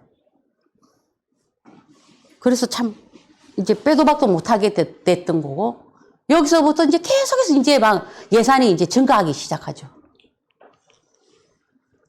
그래서 이제 계속해서 이제 이 성인지 감수, 이 의무화 이제 교육을 시작하고, 공무원들하고, 심지어 이제 학부모까지 다 하거든요. 학부모 뭐 성인지 리더십 교육 이래가지고, 교육청 이런 데서 다 이게 보내요. 그래서 학부모들도 다 성인지 리더십 교육을 받아야 된다. 이래가지고 학부모도 지금 시키고 있어요. 그럼 사법부 판결이 이어졌잖아요. 이게 지금 여기는 7번째인데 지금 한 10번째 가량 판결이 계속 이어지고 있어요. 성인지 감수성이 부족하다. 그 이유고. 우리는 배울 때 증거재판주의, 무죄 추정의 원칙, 죄형 법정주의 이렇게 우리는 이게 법치잖아요. 어떻게 성인지 감수성 판결을 할 수가 있나? 이거 최초이 2018년 4월이었거든요. 안희정이 최초가 아니에요. 그 앞에 지방 대구의 모 대학의 교수가 너무 억울하게 당한 거예요. 그거는. 제가 그분은 저한테 직접 이제 막 이렇게 그 서류도 보내오고 해서 제가 이렇게 여러 번 접촉했으면 한 분인데 그 여학생이 거짓말을 한 거예요. 동아리방에 자기 남자친구를 데리고 와서 같은 한 이불을 덮고 있는 거를 교수가 야단을 친 거예요. 그랬더니 성희롱이라고 거짓 미투를 해버린 거예요. 이게 최초의 성인지 판결이에요. 이거 얼마나 황당했는지 진짜 이 진실은 누가 알까 싶어요. 그래서 이게 학교에 신고를 하면은 그 교수는 바로 직위 해제 상태가 되거든요. 일단은 학교를 못 나가죠. 그 이제 신고를 했으니까 재판을 받아야죠. 그러니까 나중에 이 여학생이 실토를 했어요. 내가 사실 거짓말이었다. 그 송경진 교사처럼 송경진 교사가 그 여학생이 그 야간 자루 야자에 빠진 거 그거 숨기려고 일부러 거짓말을 한 거 아니에요. 선생님이 자기 허벅지 만졌다고. 그래서 그 교사가 자살하신 거잖아요. 이거 거의 비슷한 케이스야. 그래서 그 학교에서 직위 해제를 시키고 학교를 못 나가신 거예요. 그래서 이제 승소를 했어. 무죄를 받았어요. 이제 이 학생이 자기가 사실 거짓말이었다. 그런데 대학에서 다시 행정소송을 대법원에다 해버린 거예요. 왜냐면은 직위 해제에 있는 상태에서 이분이 무죄를 받았기 때문에 급여를 많이 한 5천만 원 가량 밀린 거죠. 근데 그 사학재단이 제가 이름만 대면 누구나 다 아실 거예요. 유명한 비리 사학재단이에요. 거기에서 행정소송을 걸어버린 거예요. 그랬더니 이 힘없는 교수가 그대로 당한 거예요. 그러니까 그때 그 차한성하고 또 누구지 얼마 전에 그 했던 대법원 이름 잊어버렸다. 성인지 감수성이 뭐 없다 이래가지고 그걸 다시 보내버린 거예요. 그게 최초의 성인지 판결이에요. 처음서부터 잘못된 판결이었어요. 그래서 지금까지 우리가 이게 판결을 이게 사법부에서까지 이런 판결을 한다는 거 이거는 정말 우리가 법치주의가 완전히 무너진 거다. 어떻게 성인지 감수성이 있다 없다로 우리가 판결을 내릴 수가 있나. 우리가 성폭행, 성폭력을 당했으면 우리가 그거를 다 형법으로 우리가 처리하면 되죠. 판결을 받고. 어떻게 성인지 감수성 판결을 내릴 수 있나. 그러면서 이 성인지 사업은 수천 개 페미니스트들이 새로운 어떤 그런 그 일자리 창출이 이렇게 되는 거예요. 아까 제가 얘기했 5천 명이 넘는 성인지 성평등 강사들이 다 다니면서 그리고 이번에 권인숙 의원이 발의한 그 성인지 교육 지원 법안이 만약에 국회에 통과되면은 성인지 강사를 다시 또 만들어야 돼요. 엄청난 여성계의 권력이에요, 이거는. 그러면 해외 사정은 어떨까? 지금 OECD 국가 중에서 성인지 예산을 도입한 국가는 12개 나라인데 우리나라는 성인지 예산 규모를 4번째로 많이 사용하고 있어요. 근데 별 차이가 없대요. 제가 이거 조사를 해보니까 스페인, 뭐 캐나다 이런 차이가 없어요. 세계에서 거의 탑으로 성인지 예산을 많이 쓰고 있어요. 그래서 저는 정권이 정말 만약에 바뀌고 이렇게 되면은 이 성인지 예산은 꼭 손질을 해야 된다. 저는 그런 주의를 지금 갖고 있거든요. 이렇게 우리가 정말 쓸데없는 예산을 다 이렇게 해야지 우리가 나라의 빚이 얼마입니까? 빚이 천조리 뭐 이렇게 하는데 우리가 예산을 다 이렇게 절감을 하고 아끼고 우리가 그 다음 세대에 빚은 물려주질 말아야지. 어떻게 예산을 이렇게 마음대로 쓸 수 있는지 정말 개탄스럽습니다. 그래서 제가 결론은 이제 끝인데 성인지는 절대 양성평등이 아니다. 그리고 성인지는 6.8 혁명에서 비롯된 성정치, 성혁명, 아까 제가 말했다시피 거기서 탄생한 페미니즘 이론이다. 그리고 21세기에는 이 젠더라는 것이 성별 해체, 성별이 2개면은 차별하기가 쉽다. 성역할을 없애야 된다. 그러는 어떤 성별 해체를 목표로 하고 있는 것이 젠더의 이론이에요. 이것이 성인지 이론이에요. 그러니까 맨날 뭐 성역할 고정관념에서 벗어나라 이런 얘기를 하잖아요. 이 같은 얘기거든요. 성별 해체를 목표로 하는. 맨날 남녀 이분법에서 벗어나자. 아니 남자면 남자고 여자면 여자고. 왜 우리가 이분법에서 왜 벗어나야 되는가? 건강한 남성성, 건강한 여성성을 가지고 우리가 자라고 살아가는 게 그게 뭐가 잘못됐다고 맨날 남녀 이분법에서 왜 벗어나야 되는가? 우리는 여기에 대해서 의문을 제기를 꼭 해야 되는 거예요, 이제는. 아까 얘기했지만은 맨날 성인지 감수성이 필요한 이유가 한국 사회의 만연한 여성 혐오와 차별.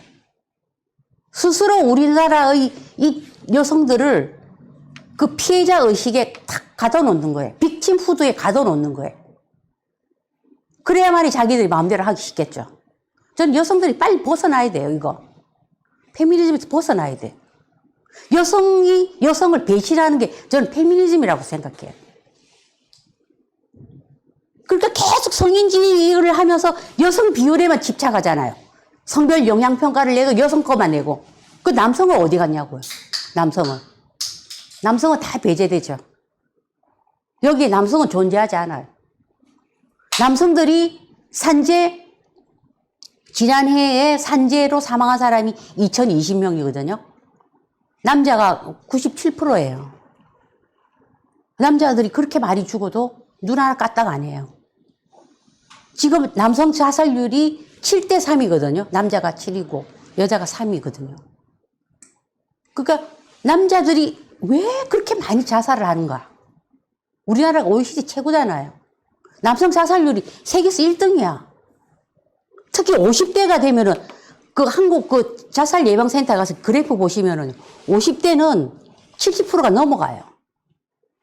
여성들보다. 왜 남자들이 그렇게 많이 자살하는지. 왜 우리나라 여성계나 우리 정치권에서는 왜 여기에 대해서 관심을 안 가지는지.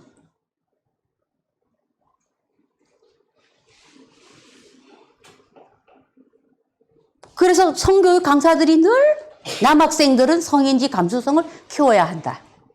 이 얘기를 주창하고 있는 거예요. 성인지 감수성을 키우려면 유학생들도 키워야지. 성차별이잖아, 이거야말로. 응? 그 페미니즘이 가장 활발한 미국도 성인지 관련 제도라는 것이 없어요. 우리나라만 이렇게 입법화 딱 되어 있는. 아까 제가 양성평등 기본법에 성인지 딱 넣어놓은 거예요. 그래서 성인지란 페미니즘 이데올로기에서 젠더 이데올로기로 이것을 마치 신상몸처럼 만든 것이다. 지금 유럽은 어떤가? 유럽은 이 젠더 교육, 젠더 이론이 너무나 이제는 잘못됐다는 걸 인식하는 사람들이 굉장히 많아요. 그 미셀 푸코가 젠더 이론의 어떤 그런 밑바탕이지만 결국은 그 사람이 소아성애자였고 동성애자였고 어떤 그런 그 이론의 그 잘못된 또 그리고 계속해서 이 젠더 이론 자체가 뭐 아까 미국의 경우도 뭐 트랜스젠더가 계속해서 뭐 성별을 바꾸고 여자 스포츠 경기에 나가서 그런 어떤 그런 그 젠더리즘이 너무 문제가 되니까 반젠더 운동이 일어나고 있어요. 유럽에서는. 그래서 이게 강력한 지금 반대 운동이 지금 일어나고 있거든요. 심지어 젠더 광기, 젠더 헛소리 막 이렇게 얘기해, 독일에서는. 그리고 이 반대 운동도 유럽에서는 이렇게 굉장히 일어나고 있다는 거.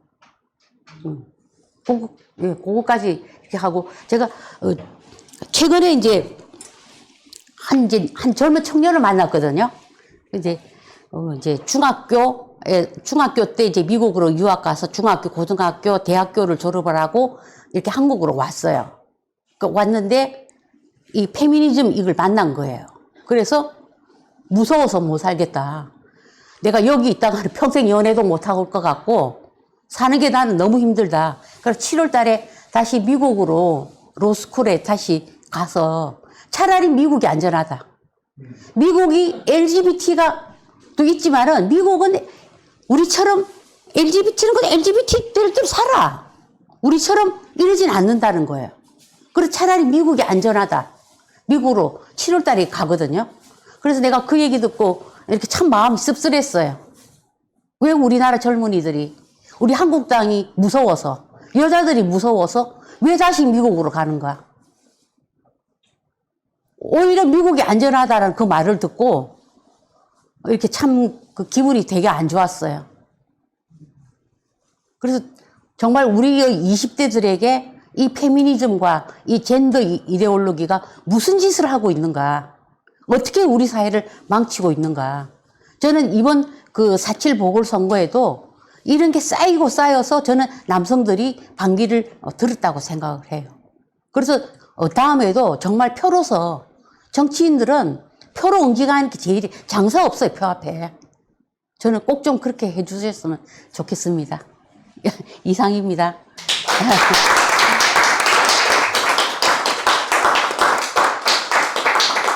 사실은 이게 페미니즘 이론하고 하려면 되게 많은데 또 뭐 다음에 기회가 되면 또 할게요. 감사합니다. 그 훌륭한 강연 진행해 주신 오세라비 선생님 다시 한번 큰 박수 부탁드리겠습니다.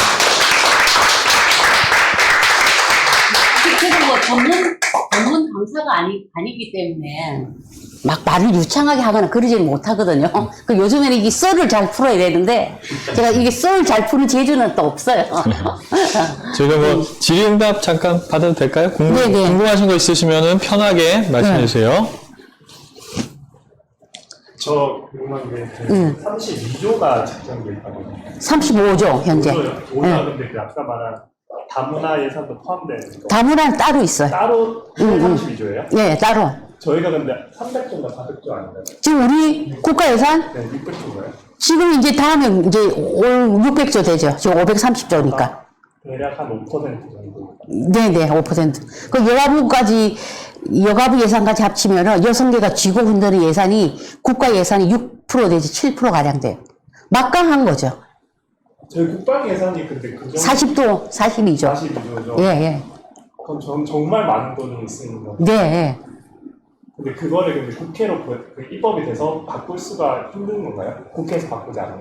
국회에서 바꿔야죠. 바꿔야 되는 거. 왜냐면은 이 성인지 예산을 기재부에서 여가부에게 줘요. 그러면 여가부에서 다 사업평가를 해서 다 올립니다. 그럼 기재부는 그냥 도장만 깡 찍어 주는 거예요. 그래서 여가부가 없어져야 되는 거예요. 만약에 정권이 바뀌더라도 만약에 국회를 저희가 못 잡으면은 약간 예산의 조정은 힘든 건가요? 근데 우리가 지금 이게 성인지 예산 35조가 문제가 있다는 거를 계속해서 얘기했기 때문에 좀 많이 알고는 있어요.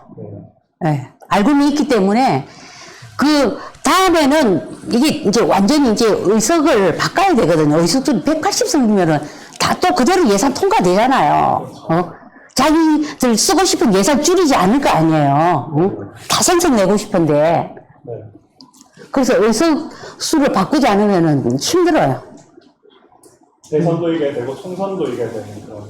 네, 네, 네. 그러니까 저희도 마찬가지예요. 지자체도 지금 서울 같은 경우에는 시의원 100명인데 그 여당이 100명이잖아요. 뭐 아무것도 할 수가 없어. 다 자기네들이 다 하는 거예요. 예산을 떡 주물러요. 그러니까 박원순 시장이 뼈미 단체에 50개에 10억을 줬더라고요. 내가 그거는 자료를 내가 가지고 있거든요. 그냥 예? 10억을 줬더라고요. 50개를 줬다. 예, 예, 예. 50개 단체에. 10억을 나눠서 줬단 말이에요. 예, 예, 예. 10억을 2천만 원, 3천만 원 이렇게 나눠줬더라고요. 근데 그거 보면은 급조한 단체 있잖아요. 급조한.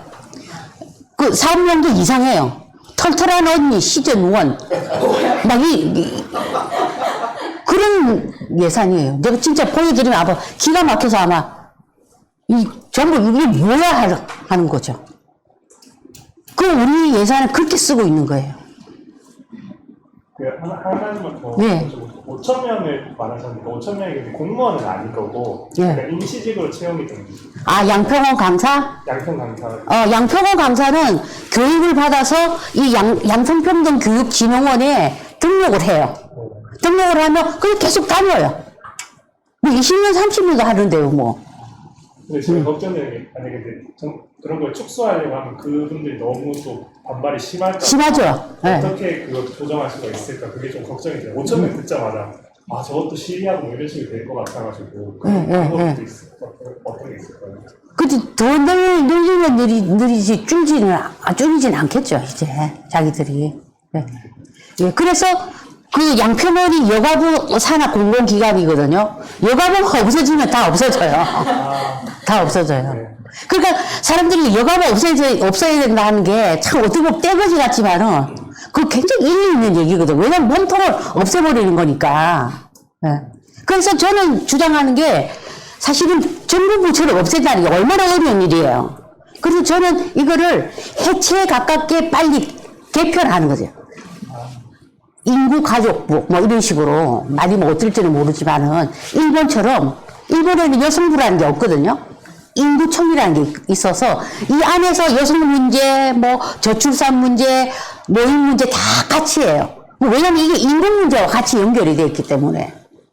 예. 저는 그런 식으로 여가부를 해체에 가까운 수준으로 빨리 개편을 해야 돼요.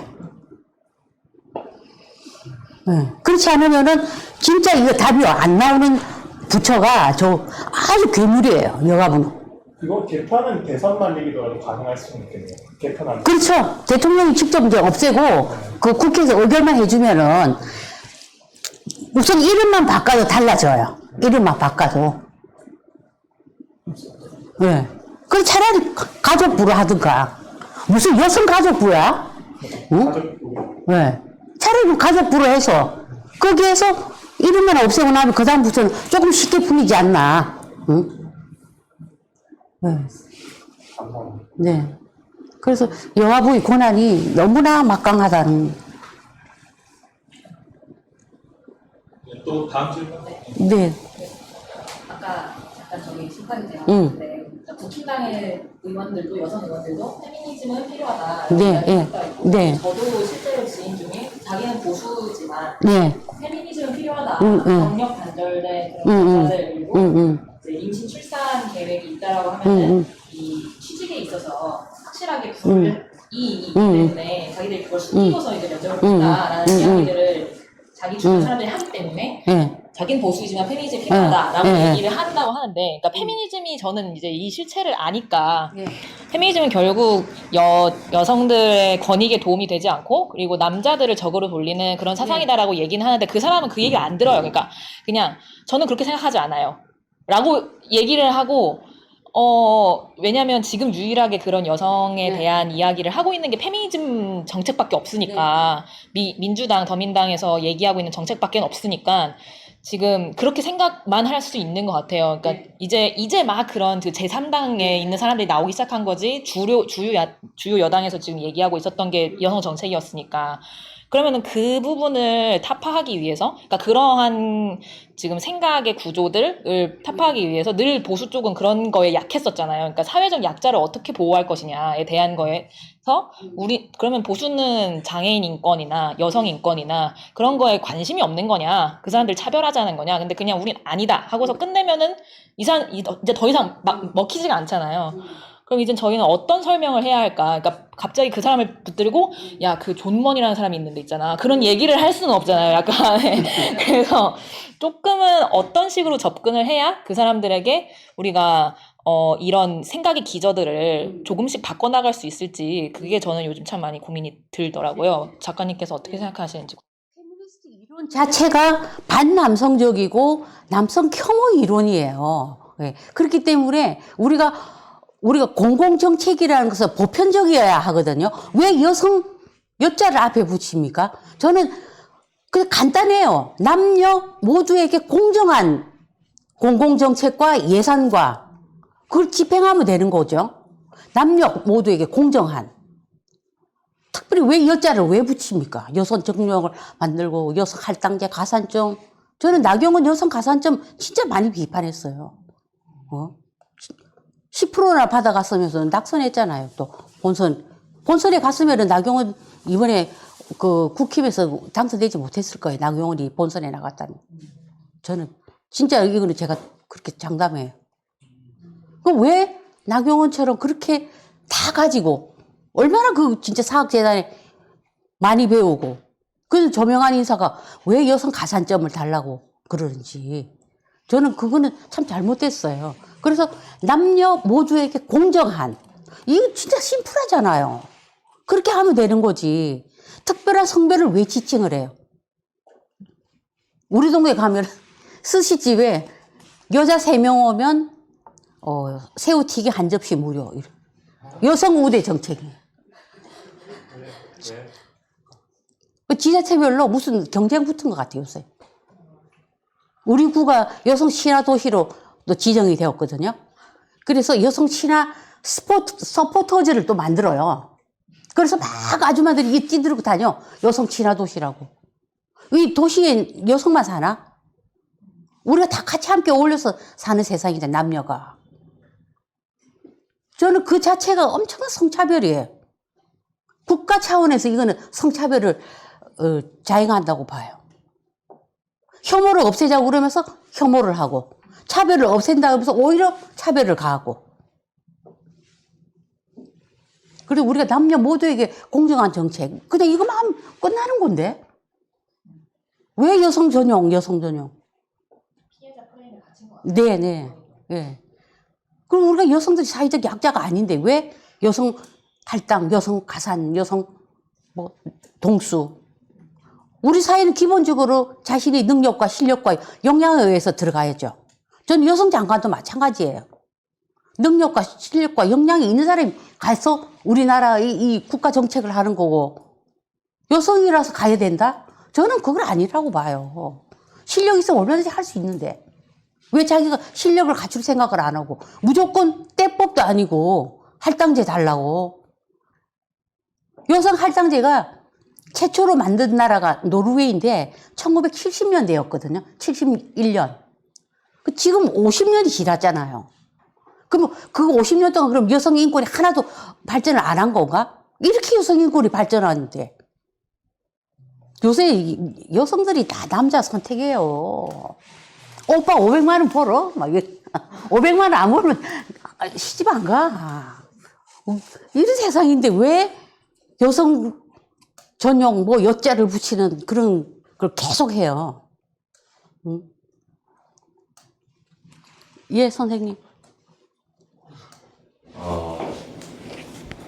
최근에 그 더불어민주당 그 정용진 의원인가가 여성 모병제를 한번 박용진, 네. 예. 네. 박용진인가요? 예, 박용진. 예. 근데 그 사람이 그 주장하고 있는 거에 대해서 여성들이 군대에 가는 것에 대해서는 어떤 생각을 가지고 계십니까? 네. 근데 이제 그 박용진 그 의원이 이제 페미니즘이 이제 이슈가 되니까 부랴부랴 이제 사실은 급조해가지고 그런 얘기를 또 했거든요. 근데 우리가 지금 현재 청년 인구가 이제 2018년부터 2020 지난해까지 3년 동안 무려 22만 명이 감소를 했어요. 그리고 출생아 수는 27만 명이에요, 이제. 저는 이것도 곧 20만 명대 무너진다고 봐요. 어쨌든 병력 자원 문제는 심각한 문제거든요. 그 박용진 그 의원처럼 그렇게 그냥 쉽게 턱턱 던질 말이 아니라고 봐요. 이거는 우리가 모두가 모여서 진짜 공론화해야 되는 작업이에요. 모병제를 찬성하는 사람도 있고 반대하는 사람도, 저는 반대해요. 모병제를 반대하지만은 저는 제가 일찍이 남녀 공동 징병제를 저는 주장을 했던 사람이거든요. 여성들도 가자. 그러나 여성들이라고 해서 다 가는 건 아니고 노르웨이처럼 뭐 결혼을 앞두고 있거나 임신을 했거나 어떤 그런 그 여러 면제 조항이 있어요. 노르웨이처럼. 노르웨이, 스웨덴도 다 가거든요. 이스라엘도 가고. 근데 거기는 의무적으로 여성들이 조항은 있지만 이게 면제되는 조항이 여러 개가 있어요. 그렇지 않아 같이 병력의 의무를 진다는 그 의미로 그 제도를 운영을 하고 있거든요. 저는 기본적으로 여성들이 지금 뭐 장교로 가잖아요. 부사관인가? 그걸로 가잖아요. 근데 저는 사병으로 여성들도 얼마든지 지원해서 가는, 우리가 한꺼번에 많이는 못 바꾸지만은 저는 조금 좀 범위를 확대해서 여성들도 지원할 수 있는 그런 게 저는 진정한 성평등이라고 생각을 하고, 이제 노르웨이 같은 경우에는 이제 여성 이 징병제를 남성이 주장한 게 아니에요. 여성 페미니스트 국방장관이 자기들이 직접 이렇게 제도를 만들어서 노르웨이는 이제 여성들이 가거든요.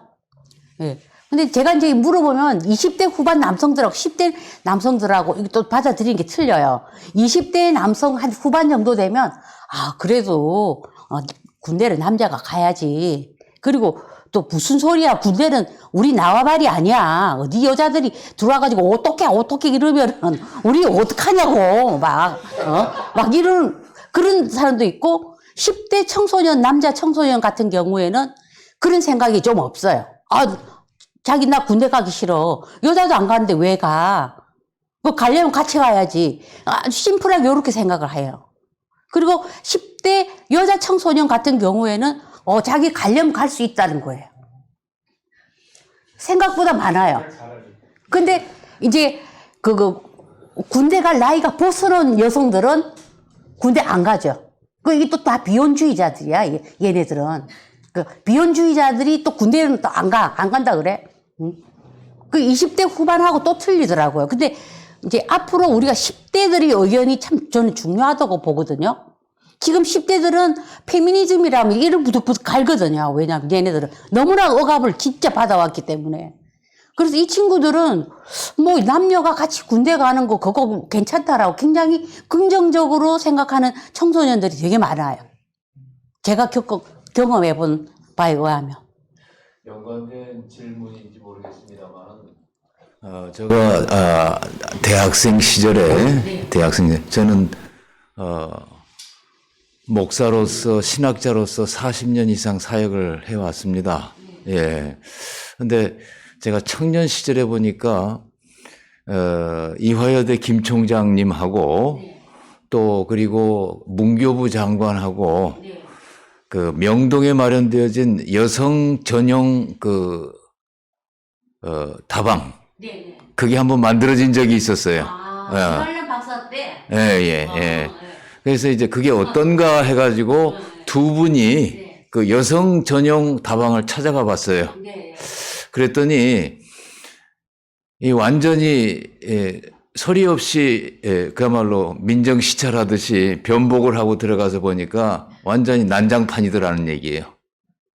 술 마시고 뭐 그냥 그 안에서 뭐 이러고 저러고 하고 있고 그래서 두 분이 나와서 당장 이거 집어치워라 해가지고 그 여성 전용 다방을 폐지시킨 적이 있었는데 예 그런 일이 있었는데 뭐 디즈니에서 만든 영화를 봐도 그 쌍쌍이 있을 때가 제일 아름답거든요. 예. 또 이미 하나님께서는 창세기 1장 27절에 하나님이 형상과 모양으로 지으셨는데 남자와 여자를 평등하게 지으셨는데 또다시 이런 페미니즘이 일어난다고 하는 것 자체가 그게 저희 그 사역자들의 입장에서 바라보게 될 때는 이게 블랙 스트림 일종의 사탄의 역사라고 그렇게밖에는 규정 지을 수가 없습니다. 그런데 가장 중요한 것은 이걸 전체적인 면에서 여성가족부를 해체시키는 것 이상의 어떤 더 좀 강력한 시도는 없을 것인가. 마지막으로 그 질문을 한번 드려보고 싶습니다. 지금 목사님께서 연상하시는 대로 사실은 지금 교회가 엄청나게 지금 위기에 처해 있거든요. 예, 맞습니다. 제가 2018년도에 그 페미니즘을 틀렸다를 썼을 때 이미 서점에 가니까 예수는 페미니스트였다. 그 다음에 이제 크리스찬 페미니즘이 책이 쫙 깔려 있더라고요. 그게 이제 백소영, 강남순 이런 그 페미니스트 시작자들이 이미 그때 다 깔려 있었어요. 그래서 내가 큰일 났다. 이게 이제 교회 안으로 페미니즘이 들어오는 거 시간 문제다. 제가 그때 장담을 했거든요. 지금 거의 한 50%가 이게 페미니즘에 의해서 교회가 잠식되었다라는 말을 들었어요, 제가. 그리고 요 전도회에서 페미니스트들을 불러서 강의를 듣는데요, 실제로. 내가 그 얘기 듣고 너무 놀라웠거든요. 너무 무방비 상태로, 페미니즘이 좋은 줄 알고, 그냥 막 받아들이고 있었어요. 근데 저는, 이제 목사님은 그런 거에 대해서 굉장히 지금 많이 자각을 하고 계신데, 다른 목사님들 같은 경우는 이렇게 참 모르시더라고요, 이 상황에 대해서. 그리고 저는 또, 과거에 성공의 신자였거든요. 성공의 신자인데, 이 성공에는 동성애도 인정하고, 그래서 제가 굉장히 이제 성공의 신부랑 다툰 적이 있어요. 실제로 엄청나게 다툰 적이 있거든요. 그래서 지금 교회는 엄청나게 위기예요. 이게, 이 젠더 이데올로기가 교회 안으로 들어가면은, 그래서 이제 제 주변에 이제 제가 이제 뭐 이렇게 기독문화연구소에 계시는 분들이나 제 주변에 이제 학부모들이 다 이렇게 크리스찬 이제들이에요. 그리고 이제 보수 기독교 쪽이라서 이제 지금 많이 얘기하고 있어요. 어떻게 하든지 이거를 좀, 막아야 되겠다. 그런 생각이 있고 우선 그래서 교육을 좀 많이 해야 되겠다. 그래서 이 유럽이나 예. 미국의 깨어있는 크리스찬 가정들은 절대로 아이들을 일반 공공학교에 보내질 않습니다. 그래서 홈스쿨링을 많이 하면서 제대로 우리가 우리 애들을 키워야 되겠다. 그런 가정들이 계속 늘어나고 있어요. 지금 우리나라에도 그 아예 학교 안 보내고 홈스쿨링 대안학교도 네. 지금 굉장히 너무나 좌파적이고 오염돼 있잖아요. 예, 대안학교 자체가 너무 지금 변질이 돼 있기 때문에 제 아는 엄마는 애 셋을 다 학교에 자퇴시켜서 홈스쿨링 해요. 예. 공교육 자체에서 배울 게 너무 없다. 가면은 이렇게 이상한 성평등 교육에 학생 인권 조례, 교사가 체별도 못 해요. 학생들은 또 교사가 어떤 손끝도 못 대요. 훈육도 안 되고 아무것도 안 되는 거예요, 지금 우리나라는. 그래서 지금 참 위기예요. 교육계도 그렇고. 그래서 저는 그 학부모들하고 굉장히 연대를 많이 하고 있거든요. 그래서 우선 이런 사실을 알려야 된다. 그리고 기독교도 빨리빨리 이런 사실을 자각을 해야 된다. 지금 크리스찬 아카데미에서 믿는 페미 이래가지고 크리스찬 신학을 계속 가르치고 있거든요. 예, 페미 신학 가르치고 있어요, 지금. 그 페이스북에도 페이지 있거든요. 믿는 페미 이래. 몇천 명이에요, 거기 보면. 회원수가. 심지어 한동대까지 가서도 퍼포먼스를 하는 것을 그렇죠. 봤고요. 예. 한국이 너무 심하고. 예. 예. 그리고 하나님 아버지라고 하면 안 된다. 아버지라고 그러면은 남성 중심이니까 하나님 어버이라고 해야 된다. 페어런츠라고 해야 된다. 킹, 로드 이런 말도 쓰면 안 된다. 남성이기 때문에. 그래서 차라리 통치자요 이런 말을 쓰자고. 완전히 말을 다 바꾸죠. 성경에 들어가 있는 말을. 아멘이라는 말은 사실은 네. 헬라어거든요. 헬라어. 예, 그렇죠. 헬라어인데 히브리어죠, 히브리어. 그 미국 사람들은 아멘을 아멘이라고 하지 않고 에이멘 하거든요. 네. 그러니까 지난번 바이든 마지막 저기 네, 때 네. 기도하던 그 정신없는 친구가 뭐라고 했는가 하게 되면 A woman 해가지고 네. 근데 A woman이 아니라 A women 네. man이 MEN으로 복수니까 네. A women 해야 되거든. 네. 근데 A woman 해가지고 네, 기도를 마무리하더라고요. 네, 네. 그러니까 상식을 벗어나게 되면 결국 신학과 네. 신앙이 네. 성경이 말씀하고 있는 본질을 떠나게 되니까 이런 네. 현상들이 나타나고 네, 네. 그리고 크리스찬들이 크리스찬으로서 깨어있지 못하니까 네. 결국은 이런 말하자면 어두운 블랙스트림의 현상이 네, 네. 일어나는 것 같아요. 네, 네. 오늘 강의 굉장히 감사하고 고맙게 생각하는데요. 네, 네. 하여튼 결정적으로 이 판을 뒤집을 수 있는 네. 저는 개인적으로 소리 없이 이제 다른 여러 가지 일들을 네. 하고 있습니다만은 아무튼 제가 굉장히 유익하고 네. 굉장히 도전적인 그리고 마음속에 새길 수 있는 내용들을 알려주셔서 너무너무 네. 감사합니다. 네. 고맙습니다. 네. 저는 하여튼 이겨낼 수 있는 길은 미국처럼 기독교 보수주의가 저는 최고의 보루라고 생각해요. 저는 그렇게 생각해요. 아무리 미국이 공화당이 굉장히 탄탄해요, 생각보다. 미국 보수주의는 너무나 기독교 보수주의적인 그게 굉장히 강해요. 그러니까 끊임없이 새로운 보수주의자들이 막 등장하잖아요. 벤 샤피로나 또 요즘 정말 예쁜 캔디스 진짜 그런 신선한 보수들이 왜 나올 수 있을까? 토대가 다 있기 때문이거든요. 저는 우리나라 그런 젊고 신선한 보수 남녀가 꼭 좀 생겨났으면 좋겠어요. 여기서 나올 겁니다. 네, 네. 그래서 내가 트루스 포럼 많이 기대하고 있고 여기가 많이 번성해졌으면 좋겠어요. 네. 네.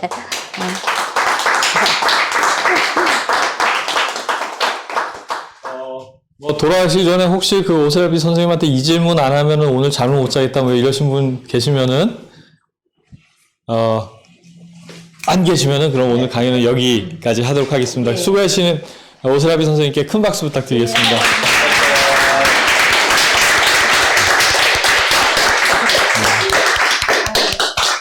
훌륭한 분들 앞에서 하신 책이 축하드립니다. 감사합니다. 예, 오늘 그리고 저희가 목회 하시는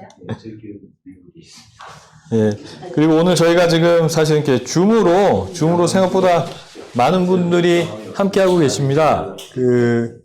잠깐 이분들하고도 말씀을 조금 나눌게요. 이게 근데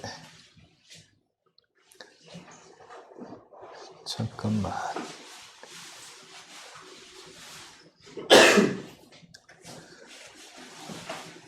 아, 여기 있네요. 예. 이게 예. 지금 16분 계세요. 16분 같이 계시고 지금 예, 함께 해주신 분들 모두 감사드립니다. 감사드리고 저 카메라로 저희가 이게 지금 진행하고 있거든요. 예, 여기 올려서 이렇게 하면은 되겠죠. 예, 지금 저희가 이 카메라로 하고 있는데 저희 뒤에 한번 보시고 손 한번 흔들어 주시죠. 예, 함께 해주셔서 감사합니다. 예. 아, 줌으로 보고 계신 분들 계셨어요? 예, 줌으로 보고 계신 분들 많이 계십니다. 예. 인사할 걸 그랬대. 예. 저희가 트루스 포럼 강연들은 유튜브 실시간 방송은 약간 이렇게 부담이 있는 것 같아요. 현장에 계신 분들이 약간 부담이 있고, 그리고 또 이렇게 강연하시는 분들도 약간 이렇게 부담이 있고, 그래서 저희가, 줌으로 이렇게 진행을 하려고 합니다. 앞으로도 저희가, 줌으로 사전에 미리 안내를 해드리겠습니다. 혹시 뭐 궁금하신 거나 뭐 이런 게 있으시면은, 채팅으로 주시면은 저희가 현장에서 또 이렇게 같이 대응을 해드리겠습니다. 제가 계산을 해봤어요. 아까 전에 성인지 예산 얼마라고 하셨죠? 35조. 그냥 대충 30조 잡고 우리나라 인구 5천만 하면은 1인당 얼마씩이죠?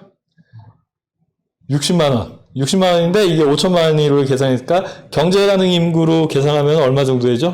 1인당? 반띵 하면은 2,500만 하면은 120만 원이고, 사실 반띵보다 경제 가능 인구, 그리고 열심히 돈 버는 사람들은 한 2천만 정도로 계산하면은 1인당 여기 앉아 계신 분들이 지금 이렇게 150만 원씩 성인지 예산만을 위해서 돈 내고 계신 거예요. 1년에. 150만 원. 여기 앉아 계신 분들이 저희 성인지 예산 줄이고 우리 150만 원씩 덜 냈으면 좋겠어요, 세금. 예, 저희가 트루스 포럼이 해야 될 일들 중에 장기적으로 저희가 저희는 싱크탱크를 지향해서 발전을 하고 있습니다. 결국에는 이게 정책을 내야 되거든요. 네. 정책을 내야 되는데 이게 결국에는 지금 쓰여지고 있는 예산을 어떻게 쓸 것인지 결정하는 일들.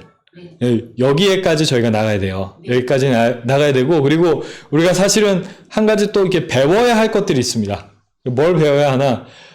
정부 돈 써먹는 거는 정말 귀신같이 써먹는 것 같아요. 근데 그게 또 생각보다 중요한 게 이게 생태계거든요. 그러다 보니까 그렇게 이렇게 활동가들이 살아가는 생태계를 또 시스템을 만드는 것들이 또 생각보다 중요합니다. 이게 결국에는 이게 국가가 해야 될 몫이기 때문에, 그래서 어떨 때는 저는 이게 트루스 포럼 이렇게 시작하고 여기까지 오면서 이렇게 어떨 때는 이석기, 미국에서는 사라 렌스키 이런 사람들이 되게 대단해 보이더라고요. 어떤 면에서 사상은 뭐 제가 따라갈 수 없지만 이석기도 기업가예요. 1년에 수백억짜리 수백억인가요? 수십억인가? 하여튼 선거 관리 회사를 운영을 했어요. 그리고 사람들을 먹여 살렸습니다. 사라 렌스키도 마찬가지고요. 예, 그래서 결국에는 우리가 이런 부분들은 이렇게 배워야 되는 것 같아요. 배워나가야 되는 것 같은데, 한국에서는 사실 이렇게 보수주의 청년단체, 연구 활동단체가 자생적으로 생긴 거는 처음이기 때문에 저희가 어떤 면에서는 이렇게 좌충우돌 하면서 이렇게 앞으로 나갈 수밖에 없는 것 같은데, 그런 좌파의 선례를 또 우리가 잘 배워서 또 이렇게 적용할 필요도 있는 것 같습니다. 예, 오늘 저희가 7시부터 오늘 포럼을 진행했는데요. 오세라비 선생님 훌륭한 강연 다시 한번 큰 박수 부탁드리겠습니다.